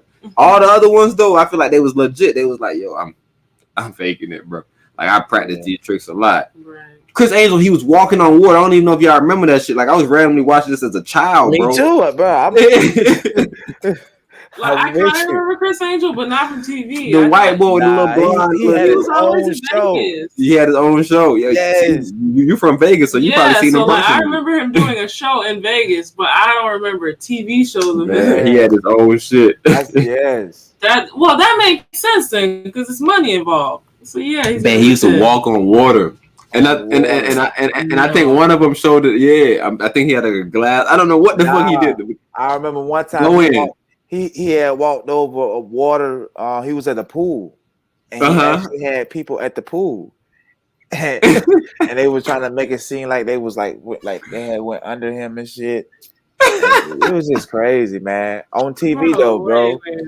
It's all about perception. No way in hell people believe in that. Bro, Chris Angels was different, bro. Like, and I'm telling you, as a child, it's different. Seeing it come because we believe wrestling, Black bro. people believe in white people are Yeshua. Bro, they said it's white magic, bro. I'm telling you, bro, that shit is what made a lot of us believe in white people doing any type of magic, bro. That nigga Chris. Yeah. I seen that guy on the thing, and I was like, "This it's like in that same genre of Circus Delay and the Blue Man Group." So I thought it was just a show. You a Vegas brother, so you seen Vegas shit. The Blue Man Group was new to even Universal Studios 2007. Yeah, when I seen the Blue Man here, I was like, "Oh, they're just getting it." Yeah, they just got here. Niggas on the Blue Man Group. Yeah, Vegas definitely put me in a different space and time as far as magic works. Yeah, you seen their fake ass like, y'all doing tricks and shit all the time. It's literally you see. Even when I worked at Disney, you see the magic. And it's just literally these concoctions that they built up from metal and, big dumb and I told you right in front of my face as a child, a nigga did some card tricks on me. And I'm telling you, like, I thought he was the greatest magician on the planet. What is that? Misdirect, right? Yeah. And that's why they say a sleight of hand. Like, if you play like Call of Duty, it's like you can get something called sleight of hand and you reload fast. Like it's how fast you feel me? It's how fast your hand moves. So that's what they do to your ass. They say bomb nigga and this shit just moves 7 times. Magic is literally Vegas. I would say hand trick. Oh, that's Vegas. I thought Fear Factor was only in Vegas until I seen Disney with their whole right. And I was like, oh shit, so they're everywhere. Like this exists everywhere, but to me, it was just like, all these are shows. These are presentations. They had like the bombing one, the dancing water. I'm island too, bro. So it was hitting me different. Okay. I can't hear on some shit. I ain't gonna lie, bro. This shit was hitting me completely different. Bro, my whole thing was like, bro, how do I do that shit, bro? Every time I see the previews for the NBA and stuff, I'm seeing how they bring in the intro in with the graphics and stuff. I'm like, bro, I want to do that shit. That looks way more interesting than the shows that you see. Because you see everybody. You see the ugly-ass characters in their makeup. Man, you talking about the jab, nigga. OG brought up the Jabberwockies, nigga. Even them niggas seemed like it was magic to me, nigga. I told you, nigga, I was a nigga that used to watch You Got Served every day. Like, man, how that nigga levitating? And I'm like, oh yeah, buddy, bro, yeah. Jabberwockies is from Cali, right? Man, they gotta be. I probably met the Jabberwockies when I was 17. I'm telling you, bro. No. It's all about exposure because, like I said, the reason why I was so amazed is because, nigga, I'm literally in the hood, nigga. I'm seeing this shit 24. So when I see some shit like that, it's like, what? And then, like, with that stuff that, like, they show him floating or whatever, like, that's all harnesses, and you can see it at the live show, bro. Probably at the live show. Yeah, so on TV, they're probably manipulating the harnesses and everything. Oh, on TV, they're for sure manipulating. There's no harness on TV. Certain angles. There's no harness on TV for sure. Bro, that's crazy. Yeah, there's no harness on TV. They used to go inside boxes. One day, bro, a car rolled over somebody.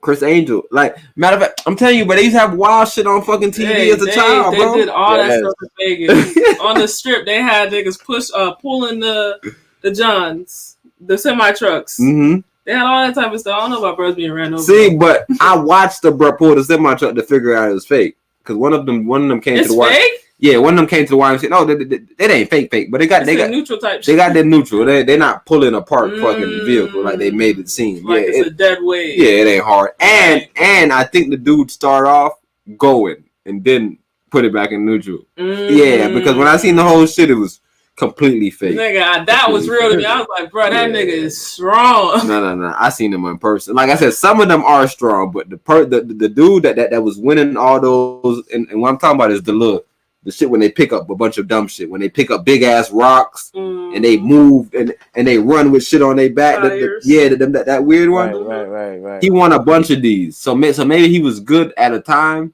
Right. But like I said, it was for the kids. So they brought the big truck out there and he was it was fake ass situation because I remember them. I was probably an older child, so they had and me like what? Because you remember when we was watching that TV show Evil, right? Mm-hmm. And he kept deciphering like all the different like ghost movies or ghost theories that were being put out there. He was like, no guys, what actually is happening is the wind is coming in at the certain rate, which is causing the you know, shadow to appear because this thing is flinging or whatever. You know, he would debunk the whole ghost theory. Like, was there ever a Chris? Like, how did he get away? Like, did he just silently disappear? Yeah, one thing. One day he failed on the stunt, and it was something weird that caught him. Ooh. Yeah, so I think eventually he just faded off into glory because I don't think a lot of people even knew about him fucking up ever. But he wasn't doing it a lot no more. But like I said, with Penn and Teller and it's like a couple other people like back then, there's people that used to try to catch these motherfuckers. They used to try to catch them. Like fucking up. Catch these fake ass magicians. Okay. Yeah, like one dude said he could move cards. And a dude put I think the dude put like a pin. Like he fucked him up, long story short, because he knew he was using the wind to move the cards. And he was trying to, it's like, bro. Yeah, the main thing that used to amaze me was those people on like the tight ropes. All those bros jumping off like funny on them tall ass circuses. It's like, that's just that's wild. circus, yeah. Dumb bros do that shit. Yeah. Yeah, they die a lot. Hell yeah. That shit but they usually have that shit things, usually stays though, in the family. Nah, that shit stays in the family. They have the things though to protect them, so how they dying? What do you mean? What they got? What to protect them? Those huge, like, you know how, like, say you go to one of those McDonald's playground jobs and they have like that thick rope. Yeah, no, it's a netted rope. They can catch stuff, but ain't nothing fake about that shit. That shit is just skills. Okay. Yeah, that shit. Them niggas die a lot, and that's why I'm saying it's not fake. They because be like so high up. The greatest breasts die. Like I remember one of the great little crossers. Like he used to literally cross across high ass mountain peaks. Oh, and he died. Free solo? He died. Nah. Free solo is the climbing nigga. This nigga was a fucking trapezius ass nigga walking across the thin, the ropes with the No, with the unicycle. Man, he died.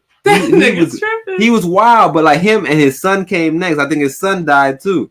That's what I'm saying. Those Johns usually stay in the family. Them shits is like particular to like we do this. Yeah, like we circuit, like we go around and do these things, but a lot of the shit is fake as far as the games. That's where it become fake. But yeah, a lot of that little weird tricks, people be on heroin. Yeah, man. I remember it was a brother I was like on a mountain ledge, balancing himself. I don't know if it was Fear Factor or what it was. Rippies Believe It or Not or something stupid like that. And he had the chair one leg, like on the back legs. Even with Joe Rogan explaining how they had to drink like semen, cups of semen. I think I tell you a lot of times Joe Rogan said he used to tell him like, bro, that's too much. He said that's why he had to quit because a lot of stuff they was doing, it was not safe. Yeah, it was like, bro, what the fuck is that? You talking about on Fear Factor? Yeah. Bro, they had to drink a cup of semen, bro. Bro, a fucking cup of bull, bro. Yo, bro, they had him eating testicles, bro. Did y'all ever watch it? They had him eat though. Roaches, snakes, spiders. They used to OD, but damn, bro, semen, bro. Bro, oh my goodness. I'm pretty sure that's the one that he said was too much and he felt like he had to quit. That was the last one that he did. And he said like, matter of fact, it was one time I think they did like some weird helicopter stuff or something. He's like, bro, it was this is back in the days, bro. Do a lot of helicopters. This is back in the days, bro. There's no rules to this shit. No rules. There was no rules on reality TV, bro. Yo. Nice. So we were speaking on the Lil Nas X situation, and I know his father had came out recently because his mother is she's addicted to she got some addiction problem, right? So I remember sometimes some people had took pictures of her and was like, yo, little brother not taking care of his mom, he ate shit, blah blah blah blah. Long story short, Pops came out and was like, no, it's a good family situation. You already know if you got any family that's addicted to anything, it's kind of hard throwing money in a situation won't do nothing. So that's why I was explaining that the brother Lil Nas X couldn't be a leader in no form or fashion because he literally has real trauma. It's not even about like to even think anything that Lil Nas X is doing is what he want to do is trauma bonding with him. Because like when you hear that story and you say, and you see that he haven't gotten over it because the way he has spoke because he spoke about it recently. You feel me? So you kind of already know what's going on in his mind. So I heard his father come out and say that about him. So I'm just trying to really get to the conclusion of everything, right? I just want to figure out how we all feel about Lil Nas X as a whole. I understand that we kind of said really him saying fuck your kids, and it ain't really too much to it because I guess there's a lot to it because he's in the Proud family.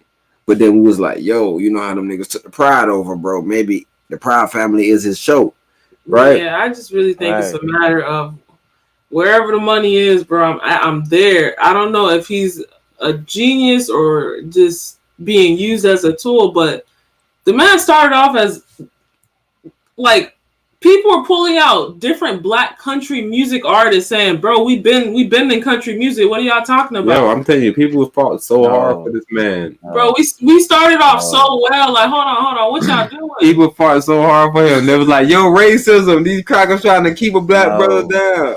This man is simply an industry plant. He simply got into the industry and they told him what it is, man. And you know, a lot of people that's coming from nothing, they'll just sell everything. They'll sign everything away just to be famous or you know, for the money. Yeah, it literally looks like, you know how they have those initiation parties for the frat people? Yeah. And they want you to get as drunk as you can and you end up dying from alcohol poisoning. Right. Like, it just seems like that situation. He's like trying to be like, oh, all right, well, that's easy. You just want me to be gay? All right, I'll pretend to be gay. And it's like he's never had sex with a guy a day in his life. He's just playing the role and try to utilize it as much money. See, and then this is why I told y'all, right, when I was speaking earlier, and like people probably feel like, man, T getting real personal about this. But like when people were saying the situation about Mo Ray, I'm like, for what though? Like, why plant somebody that's positive? They have never done that. So like, you just changed the theory of what industry plant is all about. Yeah. But now when you see Lil Nas X, you say, yo, before he was doing any of this gay shit, he had some straighter music. He was actually trying to rap. Like, he has like, I remember putting you on him before he even blew up, right? Mm-hmm. He was trying to rap. I'm like, yo, look at legit rapping. Bro, and that's another thing. He popped from that video game, which 90% of the chance is going to be majority children playing. Bro. Red Dead, no. Red Dead Redemption is rated R or some shit. Yeah. That's an adult, at least. That's what I'm saying. Kids playing it though. I was about to say, Ray, kids are playing that game though. Nevertheless, 100% fact. And all I was trying to add is that, all right, so now you have TikTok audience and you have the gaming audience, which is children. Majority. So, yeah. And then you had that, I'm going to take you had that whole situation going. Nope. Huh? Nope. On the radio? Every time we say that, he comes out and he say, read my lyrics. Read my lyrics. I was saying dirty things. He say that. I remember him telling somebody that. What are you guys talking about? Did you read my lyrics? I don't know what he was talking about because I didn't read his lyrics, so I just leave him alone when he said that. I just run away. Yeah, but he was saying some shit like, I'm gonna pop me a perk and smoke some dope. I don't know if he said that, but it's fine that shit. That's fine that shit. I know he said some dumb shit though. And he was standing up on it. He was like, yo, y'all dumb. Like he was sizing us for trying to make him look good. Like, man, you started out as a child artist. Well, yeah, the music video wasn't rated R. No, nothing about him was rated R, bro. Even like, who are you trying to lie to, young man? He's a liar, bro. He's a liar, bro. His name is Montero, bro. He's a liar. Let's find him though. Old Town Road right here, Empress. Because I really need you to read the situation about Haiti. And like, why is them other immigrants even coming over here? What's going on in their country? Afghanistan? No. Afghanistan people coming now? No, people been coming all year. People been coming all fucking year. Everybody. Niggas been coming in the whole time. The niggas in Texas been complaining. Mexico. So now I might think Texas niggas is racist. I'm trying to figure out who had this call. Who called us this? Bro, but they blaming the Biden administration though. Post that, but with the Haiti situation, they were like the person was snapping on the Haitians, like, bro, y'all stupid, bro. Why y'all keep trying to leave y'all country, bro? We need to get this right. So he was upset that these people was trying to flee to Costa Rica and all these other weird places to be treated like crap. Nah, 100% fact. 100% fact. So, no, I'm telling you. We're on both sides because we understand, but it's just like, why are you sending the Haitians back for sure, but the Afghanistan and all these weird ass motherfuckers get to stay? Yeah, that's not fair. But you wrote Haiti when you was asking about Afghanistan. When your plan was about should we attack Afghanistan and all this, you wrote Haiti. That was your backing that you told everybody that you had. Haiti was part of your backing, but now they mean nothing to you. Now you send them back. I don't know. Maybe the president asking for him back. But I know the president is on the lockdown. He can't leave. Who's the president? Henry, the nigga that possibly they're saying possibly got some ties to it too. The prime minister? The prime minister, bro. No, Yeah, that's not the prime minister. Everybody bought out, man. I've seen a whole headline talking about, I don't know if it was death penalty, but some severe they was trying to get on the prime minister, bro. The dude with the with the black dude with the missing middle piece. Yeah, I got to be missing middle piece. You gotta understand, like, go in. Everybody, all the prime ministers, all the presidents, all these countries, you gotta be with the United States program. If you're not with their program, they're gonna delete you, or they're just gonna put some type of case on you. You know what I mean? And they just gonna replace your ass, put somebody else in position, so they can run their program over there. That's all. That's what it's all about. You know what I mean? And you know, America always been about some type of greed, so it's always about some type of money, some type of resource. You know what I mean? They don't ever care about the people. It's all about business to them. And to be quite honest, when it comes to America, it seems like most presidencies. Okay, when it comes to America, we have 4-year terms, right, for the presidency. Yeah. So with that being said, one president can see a resourcefulness in Haiti, and the next president could be like, what? Didn't Donald just say this was a shithole? Riding on my tractor. So lean on my bladder. Again, the Clintons obviously seen you can go and ask her. A lot. My life is a movie. Okay. Big bull riding and boobies. Cowboy hat from Gucci. Wrangler on my booty. This is a gay song. This is a homosexual song. Man, said Wrangler on my booty, bro. Who described jeans on? Like, man, I got my Wranglers on my booty today, y'all boys. Okay, yeah, he was right here. But OG, this is what he said. He said he's riding on his tractor, lean on in my bladder. Cheated on my baby. OG, that ain't no kids music. He was hetero right here. That's how he was. You can go and ask her, bro. He's confusing. He told me go ask her. That's actually like his lyrics. You read it for real, bro. He says riding on my tractor, lean on in my bladder, cheated on my baby. You can go and ask her. Come on. My life is a movie. Whoa. Bull riding and boobies. Whoa. Cowboy hat from Gucci. Whoa. Wrangler on his booty. Come on, man. OG got Wranglers on his booty. Can't nobody tell me nothing. Like he done on this Kanye West shit. I ain't hear this shit. Yeah. You can't tell me nothing. That's what it say. I never straight up heard this song. Tell me nothing. Oh, he was singing it like this. Tell me nothing.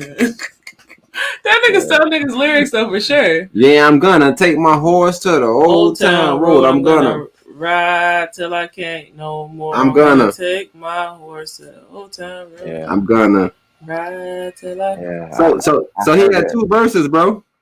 Why is she not sleeping? 2 verses, bro, and he said, "I got the horse in the back. Horse tack is attached. Hat is matte black. Got the boots that's black to match. Riding on a horse hot. You can whip my Porsche. I've been in the valley. You ain't been up off that Porsche." Yeah. He only got 2 verses. The second one was where he really went crazy, though. He had to lean on in his bladder. Cheated on my booby. Got my boo from booties. That brother crazy, bro. But shout out to that brother, though, because what he was telling us today, he's no leader.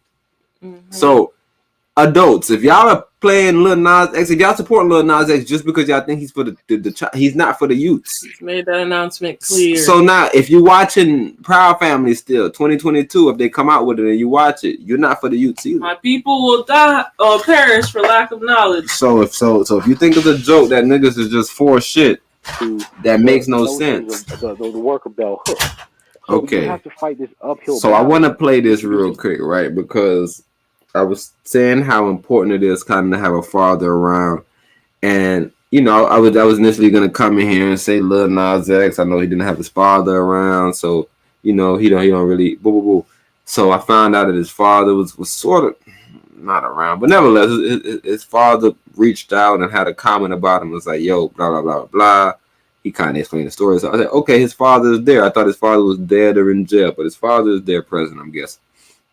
But not presently in the brother's life. But so I kind of came in here with this idea. So I was like, I kind of want to run this because I don't know if a lot of people even care about black males, right? So that's why even last cast I was asking you about the woman versus man situation, and even with what you were saying, I kind of wanted to press you a little harder as far as, damn, bro, I understand what you're saying because that makes sense, right? As far as, no, I don't even want it to be a war.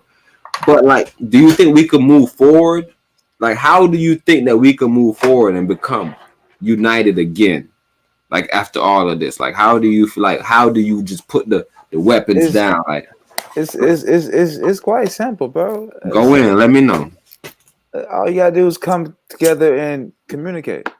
Bro, have you ever tried to communicate? Like say like you speak English and somebody speak like goddamn Mandarin. So, no communicating, bro. So it's the difference when you communicate with people, right? Like when I mean by communicating with people, you as a person, you gotta come to the conversation with no pride and no ego. And the person you talking to gotta come to this conversation with no pride and ego too. Cause if you come to this conversation with pride and ego, y'all ain't gonna get nowhere. All right, let's get real solutionary then. So like, do you like? So what about like our current situation where a lot of people is coming with pride and ego? How do we get beyond that? Do you just say, yo, I can't really deal with this, I'm just moving on? Like that's what I'm saying. I'm trying to figure out like how do we move on completely from this war, because the war ain't that big. Because if you look at the numbers, it's probably like 3%, 4% of our people really arguing amongst each other, but they're loud. They're fulfilling prophecy. Right. So I'm just trying to figure out how do we move forward when motherfuckers are so loud. Yeah. And one thing I'm gonna let you know about women, bro, they don't like checking people. Meaning that they're not checking their women friends.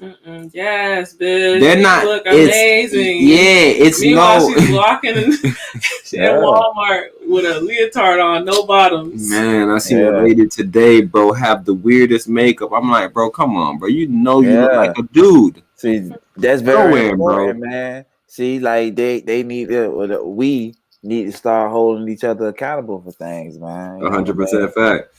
And we need to start holding ourselves too. You know, first and foremost. Bro, that's where it's. That's what I was about to say. We can't even go out unless we start there. Bro. Right. And a lot of people don't want to have that. Yeah, and then a lot of people just don't want to really go there with themselves because they don't want to put that pressure on themselves, so they always put that pressure on other people. Yes, sir. You know what I mean? So it always starts with self. You know, you got to realize, and after you realize, you got to address it and really come and communicate with the person you trying to really make it work with or whatever. You know what I mean? And bro, that's the beauty in the Trinity. Right. Because when you have those children as a woman, it's like when I'm, like, what's the word? Passing on wisdom to my children. It's like I hear myself and I'm like, hold on, I'm not too good at that neither. And it kind of gives me a reality check. Like, hold on, I need to get right there. Because I go crying when things aren't going my way or so on and so forth. You start to realize the immaturities and impurities within yourself. So, like with a man, you see your impurities through your wife. Whereas a wife sees them through his children, and the children grow up to be the wife and the husband in the situation, however it works out, and you see the cycle, and it's literally this kaleidoscope. It's the smallest one almost. I'm telling you, it's like, and look, and that's why where people will say reflections and things like that, right? Because you'll be able to look at your youth, and the first thing you'll notice is that they don't hold no ego, right? So like they'll get in trouble in the moment, they'll cry. Once you offer them something nice and we get back on the path, everything is done. They're not holding on to nothing. They're not like, bro, you just did. You feel me? It's just that shit is done. Like I'm back in the mode. You feel me? It's just I was feeling a certain way. The vibration, right? So maybe the vibration slowed my particles down, and I was just sitting here. So maybe I appeared to be angry, but I really wasn't. I was just getting myself back. But like you feel me? That just kind of teaches you how humans are supposed to be genuine. It's like, yo, like, why don't we let things go at times? You feel me? We just on this shit where it's like, yo, I gotta hold on to this and hold on to that. And that's why they do the weighing of the heart ceremony where it's like, hold on, you gotta let all that go. It's like grout. Yeah. You did none of that. You wasn't here. But when you start holding on to all these sins, then you can make up sins from the day you was born. You lied when you was a child. Following a light, bro, and instead of following the light, bro, you start running off. You start veering off. Other stuff passes by, and you veer off, and you literally get lost in that world. And you know, it. Like once you come to the self-actualization, it's probably going to make sense. But at this moment, bro, it's literally you just getting distracted, bro. It's like it's obviously real, bro, but when you realize what a mistake is, you're like, oh, this is a mistake in the film. Man. Cut, action. Let's do it again, bro. Hey, OG, you ever heard of an artist named Cambatta? Cam. You gotta pull LSD. Cambatta, nah. Probably play a song or something from him. I probably heard a song. And then we did a few lyric videos for him. You probably heard some other stuff too, but we did a lyric video. No, you're not typing yet. I don't think. Some weird happened. We did a lyric video for him called LSD. Right.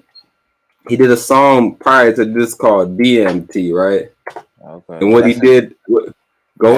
That's a dope name, by the way.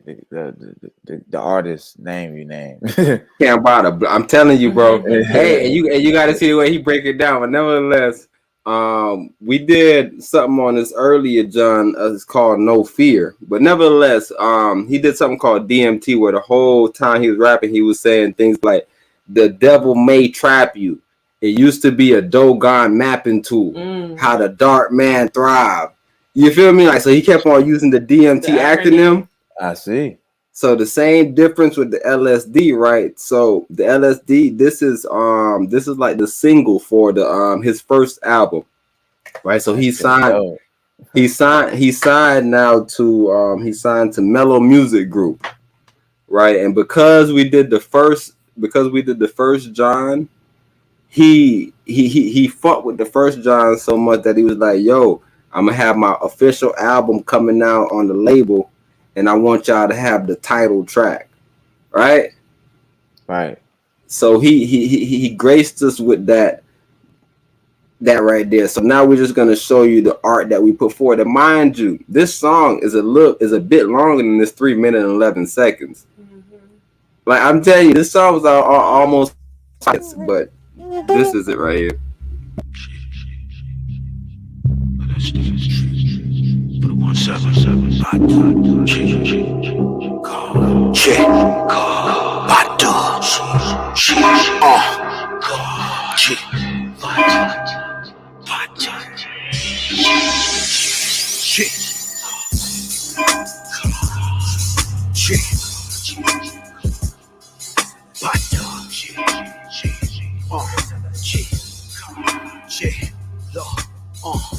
What is LSD? But a little strip of destiny. When the lonely silence is deafening, and my living situation is depressing me. I'm repaying the Lord's spiritual debt to me. First time I took a lethal sized dose, but never will I load syringes with dope. I remember being lost, scared, delusional. Seen the same laws the soothsayer Jewish do. Took a ladder to the seventh dimension. The body is literally spirit detention. Leviticus scripture describes Moses liberating social divides, leading sinners with the diethylamide. Add a little salvia, divinorum, leave stiff and dry. From the forest, the last soldier to die. Smoke bubble kush, my lieutenant still dead. What is LSD? What is LSD? What is LSD? Lunar solar duality. Lucifer, Satan, devil, Logan, Spawn, Deadpool. The lunatic, sadistic, and dreadful. Osiris limbs scattered and disassembled. Time machine with the Lamborghini style doors. Extremely limited silverish DeLorean. Why my head look slightly deformative? Cause my frontal lobe synaptics are dwarfing them. And every time I let semen drop, I create a legacy of super demigods. I'm Luke Skywalker's daddy, my red lightsaber's dark, my laboratory secluded and dark. Lyric sick as dysentery. I'm a living speaking dictionary. Mental lexicon, Sumerian dialect. I see the image like Spike Directs. fire in the building. Hey OG, and because I know you a dope artist, I already know you know a lot of these concepts. But at the beginning, bro, we had the did you catch the one he said from the forest, the last soldier to die, smoke Bubba Kush. my lieutenant is still Dan.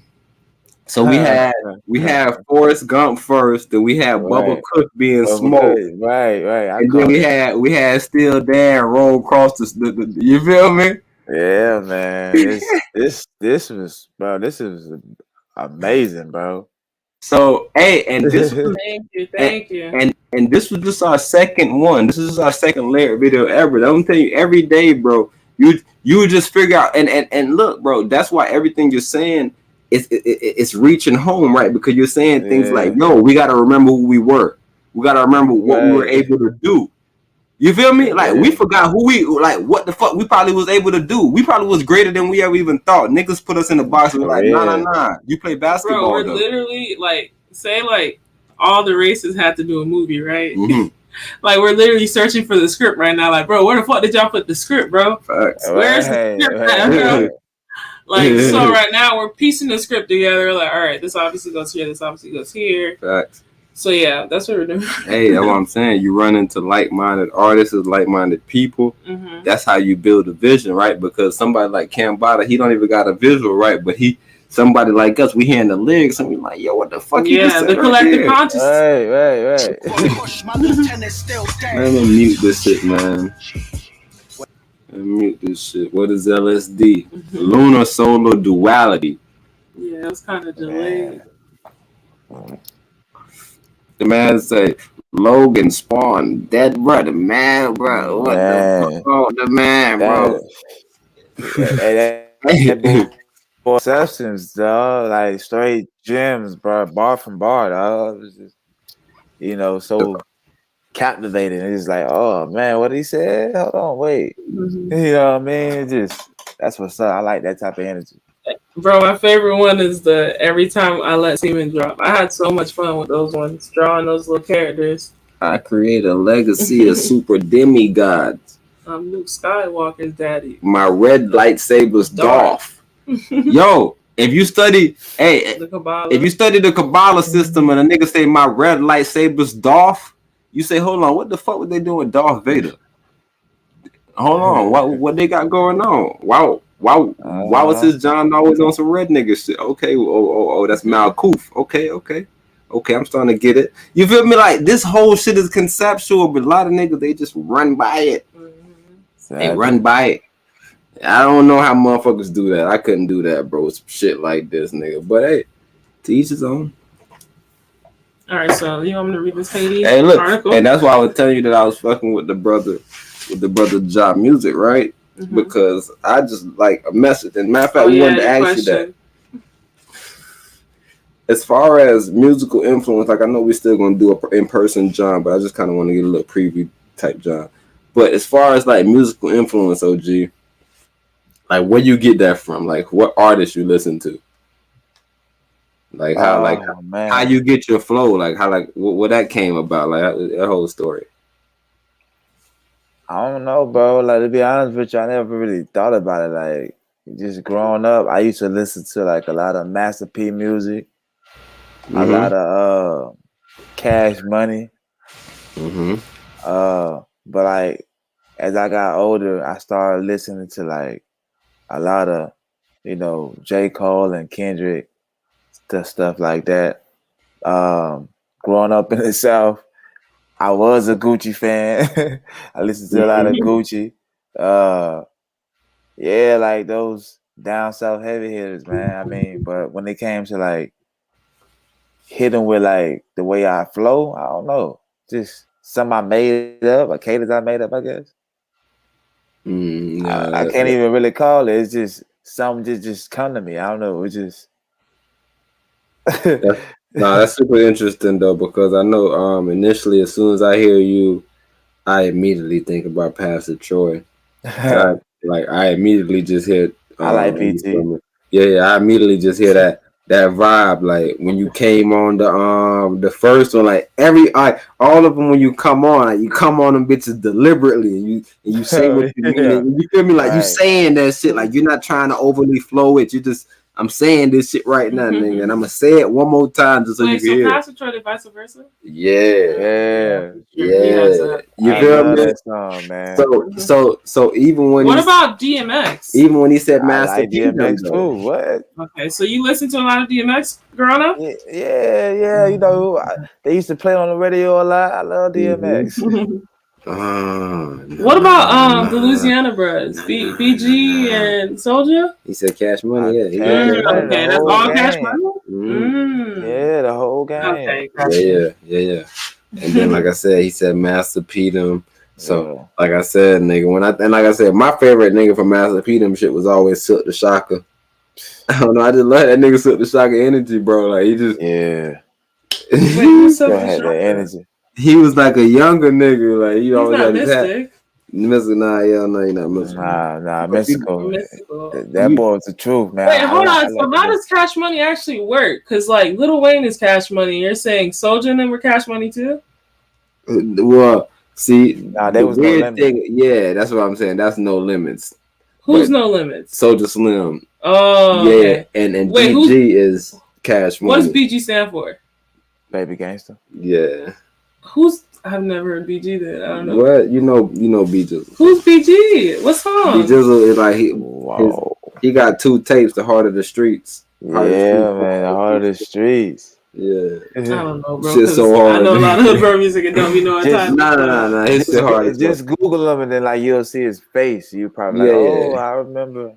Yeah, nah, you know B Jizzle for sure because I always show you B Jizzle because BG is getting me confused with the bros that was on Beyonce song with the Pink Panther. Nah, that's Slim Thug. So Slim Thug, Pimp C, all them are together. That's Texas. That's Houston. Yeah. Wait, so Pimp C is Houston? Yeah, all them boys. Oh, okay, gotcha. Yeah, them all pimps. Yeah, R.I.P. Pimp C, man. Yeah, R.I.P. Pimp C for sure, nigga. Pimp C was a legend. Should I just put BG or just Baby Gangsta? Well, anytime I want to see BG, I want to see my boy Soulja Slim. So right, you can just do this right here. Hey, right here. All right, my bad. That time ain't working. All right, well, nah, I still gotta escape this shit though, right? All right. Oh, okay. You on YouTube? Yeah. So we're gonna go to Soulja Slim freestyle. We're gonna see BG in that bit. But long story short, that's man. so bad. I think I know which one you're gonna pull up. Man, bro, this is one of my favorite shits. Or it's a full version. I don't know if that's a full version. They might be tricking me and shit. But I want to click on it. But you think that's a full version? 114. Let me see that one. Cause this the video right here, though, nevertheless. But this not the video that I watched either, cause I think it was a tad bit shorter than this. But nevertheless, bro, BG Bay is, you know, BG. Bro. Alright, let me see. My glasses. BG about to get out of jail in a little bit too. He's still locked up. Oh, when he got locked up? Oh my gosh, 2009 down there. Yeah. BG been gone. Nah, this ain't it, man. It's around election time, so it's slow. Nah, that's just Soulja going crazy on some shit. But this is the video, though. They in the studio just like that. Wait, BG the one the birds? Yeah. Yeah, that's just right there, man. You know, I don't remember him at all. Nah, I can't. So wait, you told me all this Soulja and I never seen him before? Yeah. Oh, you a bullshitter probably though. What? Why you want fucking with it? All right, bro. No, because I thought BG was somebody else. I'm thinking BG is somebody else. It's not even Slim Thug. Who else was with? Man, I play a lot of BG though. You feel like 5 my BG though.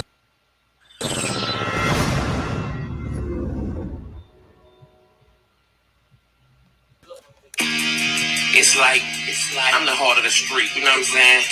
You already know a body can't operate without a heart, you know what I'm saying? So if the heart stopped and the street stopped. Yeah, but this is some BG, man.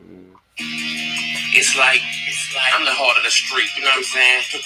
You already know a body can't operate without a heart, you know what I'm saying? So if the heart stopped and the street stopped bumping. Look. If you could catch me, not strap, nigga, you could come out the house without the pistol. I wish I would. Haters in love, you catch me slipping with nigga, please. I know these streets too well, they are part of me. I'm a fool, I feel like I'm the best. I take your old lady. Was he a part of the Lugs movement? Nah, you'll probably remember him more from Cash Money. Yeah, and wasn't Birdman Lugs? The Hot Boys. When I say felt like I Cash seen Money. him as a mom. Yeah. He was with the Lugs movement with Birdman. Yeah, Cash. Yeah, 100% facts. Mm-hmm. BG and when Lil Wayne was like, is BG related to BG Manny? and Lil Wayne was like the young niggas in the group. Like if you ever listen to Turk tell the stories, like BG and Lil Wayne used to listen to. And that picture right there, how BG and Lil Wayne kissed Baby.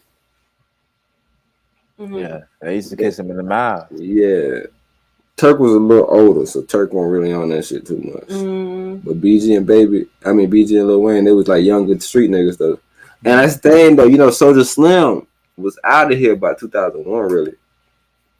So a lot of that weird shit they were doing. That's why I'm trying to find that freestyle when Soulja was sad, nigga. Like Soulja Slim is like, what's it called? Soulja Slim is like Soulja life mentality. He opened the way. This is it. But it was originated from me myself, you know what I'm saying? I put that shit on the screen. Put me, Cutthroat committed it voluntarily through the years. So when you see CTC, spelled different, you know what I'm saying? They spell my way. COMITTY. Cutthroat Committee and all that shit. Yeah, Cutthroat Committee. Not original. Not original. I promise it ain't. Chopper City. Right. All that shit. That's how them boys get it. Yeah. Chopper City. All that shit, man. What can we expect first coming off the label? You expect my album coming first, then well, you might well see the real one will be the Wait, so this is BG. That's Soulja right there. Okay, I was about to say, man, you sure? I'm like, I just see that. Okay, that's him? Nah, BG is a nigga with the braids, you know BG. BG got braids and he slugged up just like Soulja Slim. Exactly. He definitely slugged up. Yeah, bro. Soulja's the only bro I know right now. Everybody else, I'm like, man, who the fuck are these people, man? You never show me none of these people.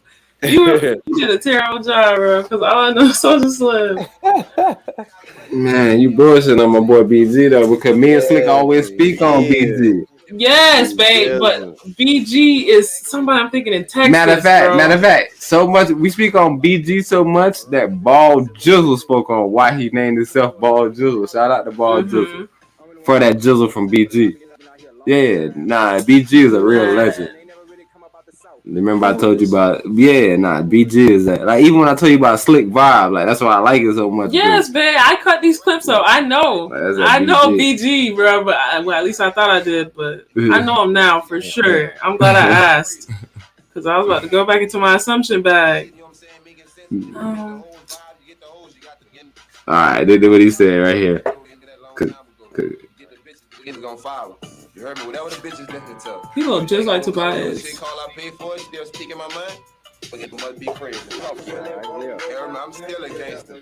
Ain't that changed? Let's talk about that there right there. But where did that come from? Man, I was in the hole when I wrote that shit. You heard me? I wrote that shit in the hole. Amongst numbers. You heard me?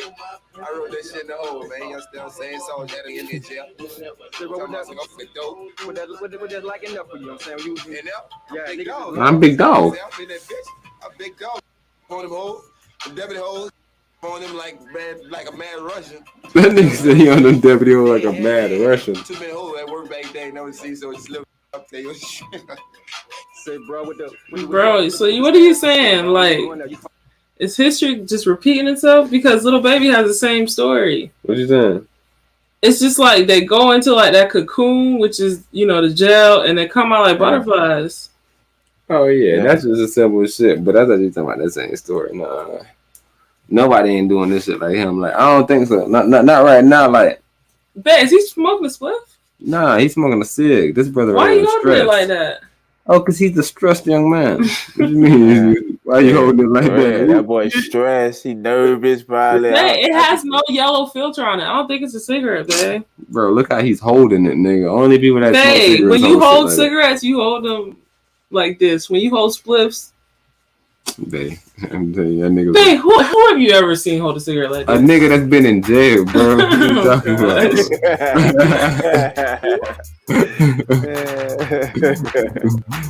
But bro, this shit right here is one of the realest shit. Like this is soldier life mentality. Tragedy. The white folks come and hassle me. So me, resistance. When they told me throw my hands up. Tameness. Soldier life mentality. The white folks come and hassle me. Just to put on handcuffs and charge me with resistance. When they told me throw my hands up, just cause I'm a black man. Push a 2G black man. Mouth full of goals and my neck and wrist frozen. Label me a drug lord, supplying a third wall. When I only put some ghetto D with math P in my tank dog. Money in the bank dog. Them haters don't like that. Bitch, this ain't the slave days. Us niggas gon' fight back. You crackers stuff like that. All up in the magazine. Put me on a TV screen and I'm gonna say the same things. You can call me racist. Black man in this white world. I'm sick of singing sellout niggas. Married to these white girls. Knowing they the enemy. Can't never be no friend to me. I just get my dick sucked. Nut in their mouth instantly. They ain't nothing but freaks, yo. You feel that's what you need though. While you off at work or something, she fuck one of your people. Now you want to kill something. Pull off you with OJ. If you ain't got the dream team, then you ain't winning your case. I get up all in your face and call you a straight house nigga. I know you gon' press charges on me with my pistol off in your mouth, nigga. It's all to maintain soldier life mentality. Like, bro, these bars shouldn't be bro, OG, I know you listening to this nigga, bro. Oh yeah. Bro, this definitely gotta be one of the songs that we just always play in the back of our like field. This is the most legendary shit ever, bro. That's why he a legend, man. So man, come on, man. Bro, the man say you gotta figure it out. The man say, nigga, no one ain't no friend of me. I just get my dick sucked and nothing ain't instantly. Bro, why you off at work, nigga? She fuck one of your people. Now you want to kill something. Pull off you OJ. If you ain't got the dream team, then you ain't winning your face. I mean your case. I get all up in your face and call you a straight house nigga. I know you gonna press charges on me with my pistol off in your mouth, nigga. Like, what is wrong with Soulja Slim, bro? The man say, bro, magazine, put me on the TV screen, and I'm gonna say the same thing. Bro, what's wrong with this man, bro? Oh, damn. Bro, they wanted to take the man out, bro. They took him out. Just to put on handcuffs and charge me with resistance. When they told me throw my hands up, it's all to maintain soldier life mentality. If it be a tragedy, then white folks come in house and me gon' slam me down and rouse me. Just to put on handcuffs and charge me with resistance. When they told me throw my hands up, black man kill a black man. It's cool, they love that. Black man kill a white man, they sentencing him to death. White man kill a black man, then scream about self-defense. Break it down to manslaughter with all of the evidence. Ever since I've been here, been nothing but sin here. I done backed about the game just to pursue my career, so I'ma say this loud and clear. Motherfuck the white man. Ku Klux Klan talk shit, but they don't want to start shit. Niggas today ignorant, especially my left generation. Sweet triggers with no hesitation for any kind of altercation. Rapping is my occupation, but I still ride with my pistol though, and drop the top low so I can feel a wind blow. Pull up on side of white folks, smile, show every goal I got. Smoking on some sticky, but y'all like to call it pot. Young black man calling shots, middle finger to all the cops. Suck a nigga dick, pulling your Glock out for a traffic stop. Here's so to maintain soldier life mentality. If it be a tragedy, then white folks come in house and he gon' slam me down and rouse me. Just to put on handcuffs, show me with resistance. They told me throw my hands up. It's all to maintain soldier life mentality. If it be a tragedy, then white folks come in house and he gon' slam me down and rouse me. Just to put on handcuffs, show me with resistance. When they told me throw my hands up, it's all to maintain Soldier life mentality. I'm just telling you, bro, it's hard to maintain it because you know what? It's easy, right? It's easy to come on the shit and be like, man, you know what? Everything good, bro. We just be complaining too much. But I know one thing we never talk about doing. I just gotta make sure that I always bring it up, bro. You don't Because, need the Haiti article. ma'am? The Haiti Oh, I article? need the Haiti article to be read. It's on your phone. It's on my phone? Empirical evidence, studies, and facts that show that black men are in fact great fathers, right? But the problem is in the academy, when you criticize Bell Hooks, people will reject your article on face for that reason by itself. So the idea becomes, well, yeah, she says things that are false, but you can't attack her for it. So what ends up happening is that you have this censoring dynamic. We have all this empirical evidence, right? It feels like sociology, social work, CDC studies that are saying, look at how great black men actually are, right? There are even some black feminists, right? Ellen Simmons. There's white feminists like Catherine Hornoy, people like Kathleen Bleeth, right, who've all done empirical work showing, look how progressive black men are, right? Michael Dawson, Black Vision. Look at how progressive black men are. And none of that seems to matter. None of that seems to generate any kind of conversation because people censor it within the academy, right? But the more important. So we better read this situation about Haiti first before we even get into this. Where's on bread? Yes, man. It should be. Alrighty. Haiti protests mass deportation of migrants to a country in crisis. Port-au-Prince, Haiti. The Haitian government protested plans by the Biden administration to expel migrants from the United States en masse, arguing that Haiti is mired in a deep political and humanitarian crisis and does not have the means. So this is the Haitian government actually protesting. Does not have the means to receive thousands of homeless deportees. The head of Haiti's National Migration Office, Jean-Nicot Bonher Delva, said authorities expect that 14,000 Haitians would be expelled from the United States over the coming 3 weeks. Officials said they were preparing to receive Not 1,400. 14,000? 14,000? God damn. Damn. Officials said they were preparing to receive 3 flights of migrants just on Sunday to the country's capital. The Haitian state is not really capable to receive these deportees, said Bonhi Delva. In an interview, Haitian President Jovenel Moïse was assassinated in July. A month later, the country's impoverished southern Peninsula, thank you, was devastated by a 7.2 magnitude earthquake, forcing the Caribbean nation's unstable government to confront the fallout of a deadly natural disaster.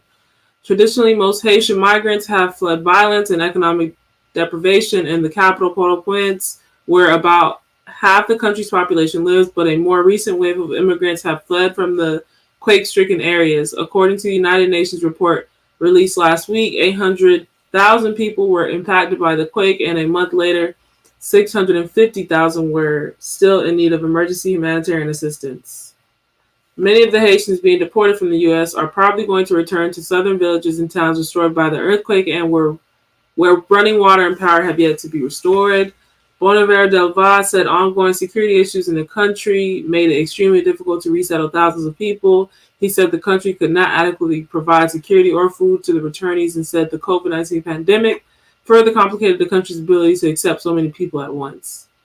I'm asking for a humanitarian moratorium, he said. The situation is very difficult. After pausing deportations to Haiti after the August earthquake, which killed more than 2,000 people, the Biden administration changed course last week when a rush of Haitian migrants crossed into Texas from the border state of Coahuila, Mexico. Thousands of Haitian immigrants traversed the Rio Grande and huddled under a bridge in Del Rio, Texas, further straining the United States' already overall migration system.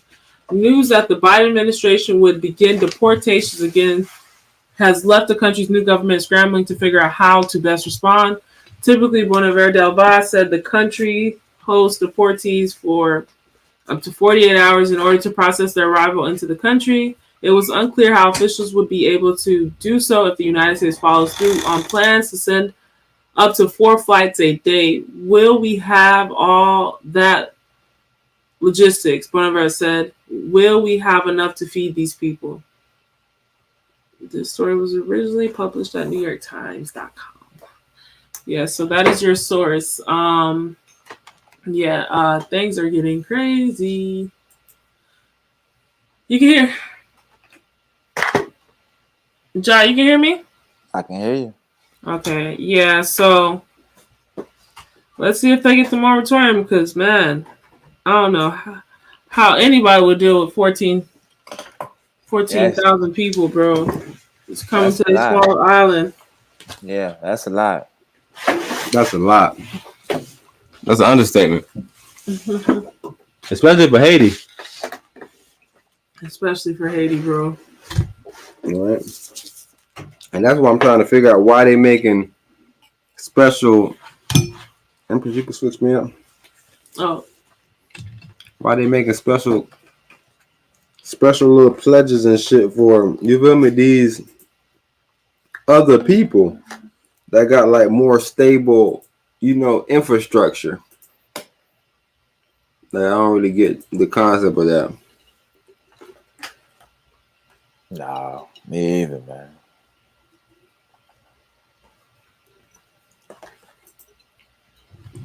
But you could play now.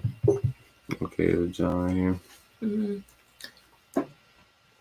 The thing then is, well, then why is it that empirical fields, right? Because what I'm talking about are the theoretical fields, philosophy, women, gender studies, etc. But then how is it that these empirical fields keep finding this stuff? How is it that Robert Staples found it? How is it that people like, Dr. Wisdom Powell, who's at UConn now, finds it? How is it that all these people keep finding how wonderful black men are when you go and study black men, but within gender theory, you can't seem to find it, right? So I think that what ends up happening is like, look, black men are extremely good fathers. There's research that shows that, even when black men are in jail and get out of jail, they're more involved than other fathers in their lives. One of the only things that can take black fathers away from their children is whether or not they can find work, right? You see black men spending more hours with their children, doing more household chores with their wives. They have more progressive values. They support their wives' education. They support their wives working. They're more sensitive to issues of sexual harassment than other groups of men. I could go on and on and on, right? Black men as a group are the most progressive groups of men on gender and sexual violence that the world has ever seen. That's what the data says. But the theory insists that you view them as monsters. Feminist theories have consistently tried to tell you that even though you have all this evidence of what black men are, you should rather center the minority of them who are abusers, deviants, and rapists as the basis of how you interpret them. And people may disagree with that statement, but I would challenge anyone who disagrees with that statement to tell me the sustaining discourse. What is the other logic? What is the other field that's telling you that black men are fundamentally violent, fundamentally driven to hurt and dominate people, are fundamentally driven towards rape and sexual abuse or physical abuse simply because they're men and patriarchal? There's only one discourse that does that. So the question that we have to ask ourselves is, how do we get the life of black men, the social realities of black men and boys, their kindness, their creativity, their innovation, to become the basis of how we interpret them throughout the world, right? And that's what Black Male Studies does, right? It's trying to get us to see, follow the empiricism, follow the actual observations of black men in the world, in their homes, in their communities, in their schools, and look at the brilliance and the humanity that's being shown there, rather than trying to confine them as an object to these decadent feminist tropes, right? These decadent subculture of violence theories, these decadent notions of intersectionality and masculinity that sees no diversity in manhood at all, right? We can't keep showing that black men consistently vote more progressively than most of the women in the United States, even black women sometimes. You can't keep showing that black men love their children, that black men fight for their children, that black men spend more time with their children, that black men care about their families. That, you have all these different forms of evidence. Even when you look at black men's definitions of masculinity, they define it not as individualistic or capitalistic. They define it as communal and racially responsible. Like, you can't keep doing data and studies on black men that show you who they are and then dismiss it because it doesn't fit the tropes of intersectionality and feminism that you've committed yourself to be advocates for, right? And I think that's the thing, right? We have tremendous amounts of evidence showing what black men are about. And I think when people think about their own black fathers, the black men in their communities, that you'll see that dynamic existing quite readily. We have to fight against the theoretical apparatus that tells us to not look at the empirical evidence and only look at the caricatures that have been built in by theorists. I think maybe black men need to continue to invest in an investment fund and keep continuing to pay off these researchers and the National Health Statistics, CDC. We need to just continue to keep paying these people to advocate for us, because it's obvious that's what we're doing. Is that correct, Dr. Curry? Well, I think I don't know if I think that the CDC study came about just because it was an interesting finding, right? They found it in a data set, right, and they published it. But I think that black men, and again, this is why I created Black Male Studies. I think black men have to be invested in being their own researchers, right? They have to be fundamentally invested in telling their own story, despite how unpopular it is. So I'm constantly attacked, right? People are like, you hate black women because you study black men. God, what else is it? Your book's illogical, even though it won an American Book Award. That nobody's reading, even though it was recommended by the Brookings Institute. There's all kind of stuff, right? That people say because they don't want to deal with their deep-seated hatred, or what I call anti-black or racist misandry towards black men and boys. And that's fine, because that's just how history goes. Somebody has a new idea, a bunch of people get pissed off about it, and then history's going to decide whether or not I'm right or wrong, right? But the issue is black men have to become invested in understanding themselves. And I don't mean by that we're invested in just defending ourselves from everything. We have to be invested in studying ourselves, understanding why there are some forms of deviance, right, in our communities. But always remembering that the kinds of deviance that we're talking about in our communities are the minor portions of it. We're talking about demographics that are less than 0.5%, right? There are almost 13 million adult black. Yo, keep this in your mind, bro. Cause like I said, I'm always telling my wife this, and I'm always just telling people this in general, bro. They always tell me about man cheating and this and that and this and that. Bro, do you know what sect of male is even availed that opportunity? So now he's just running down some little simple numbers. He running down some simple numbers. Hey, because what he keep on stressing, OG, he's like, why aren't we doing the empirical studies? Meaning that, I don't care about how you feel. I don't care about how you look. I don't even care about what you think males do.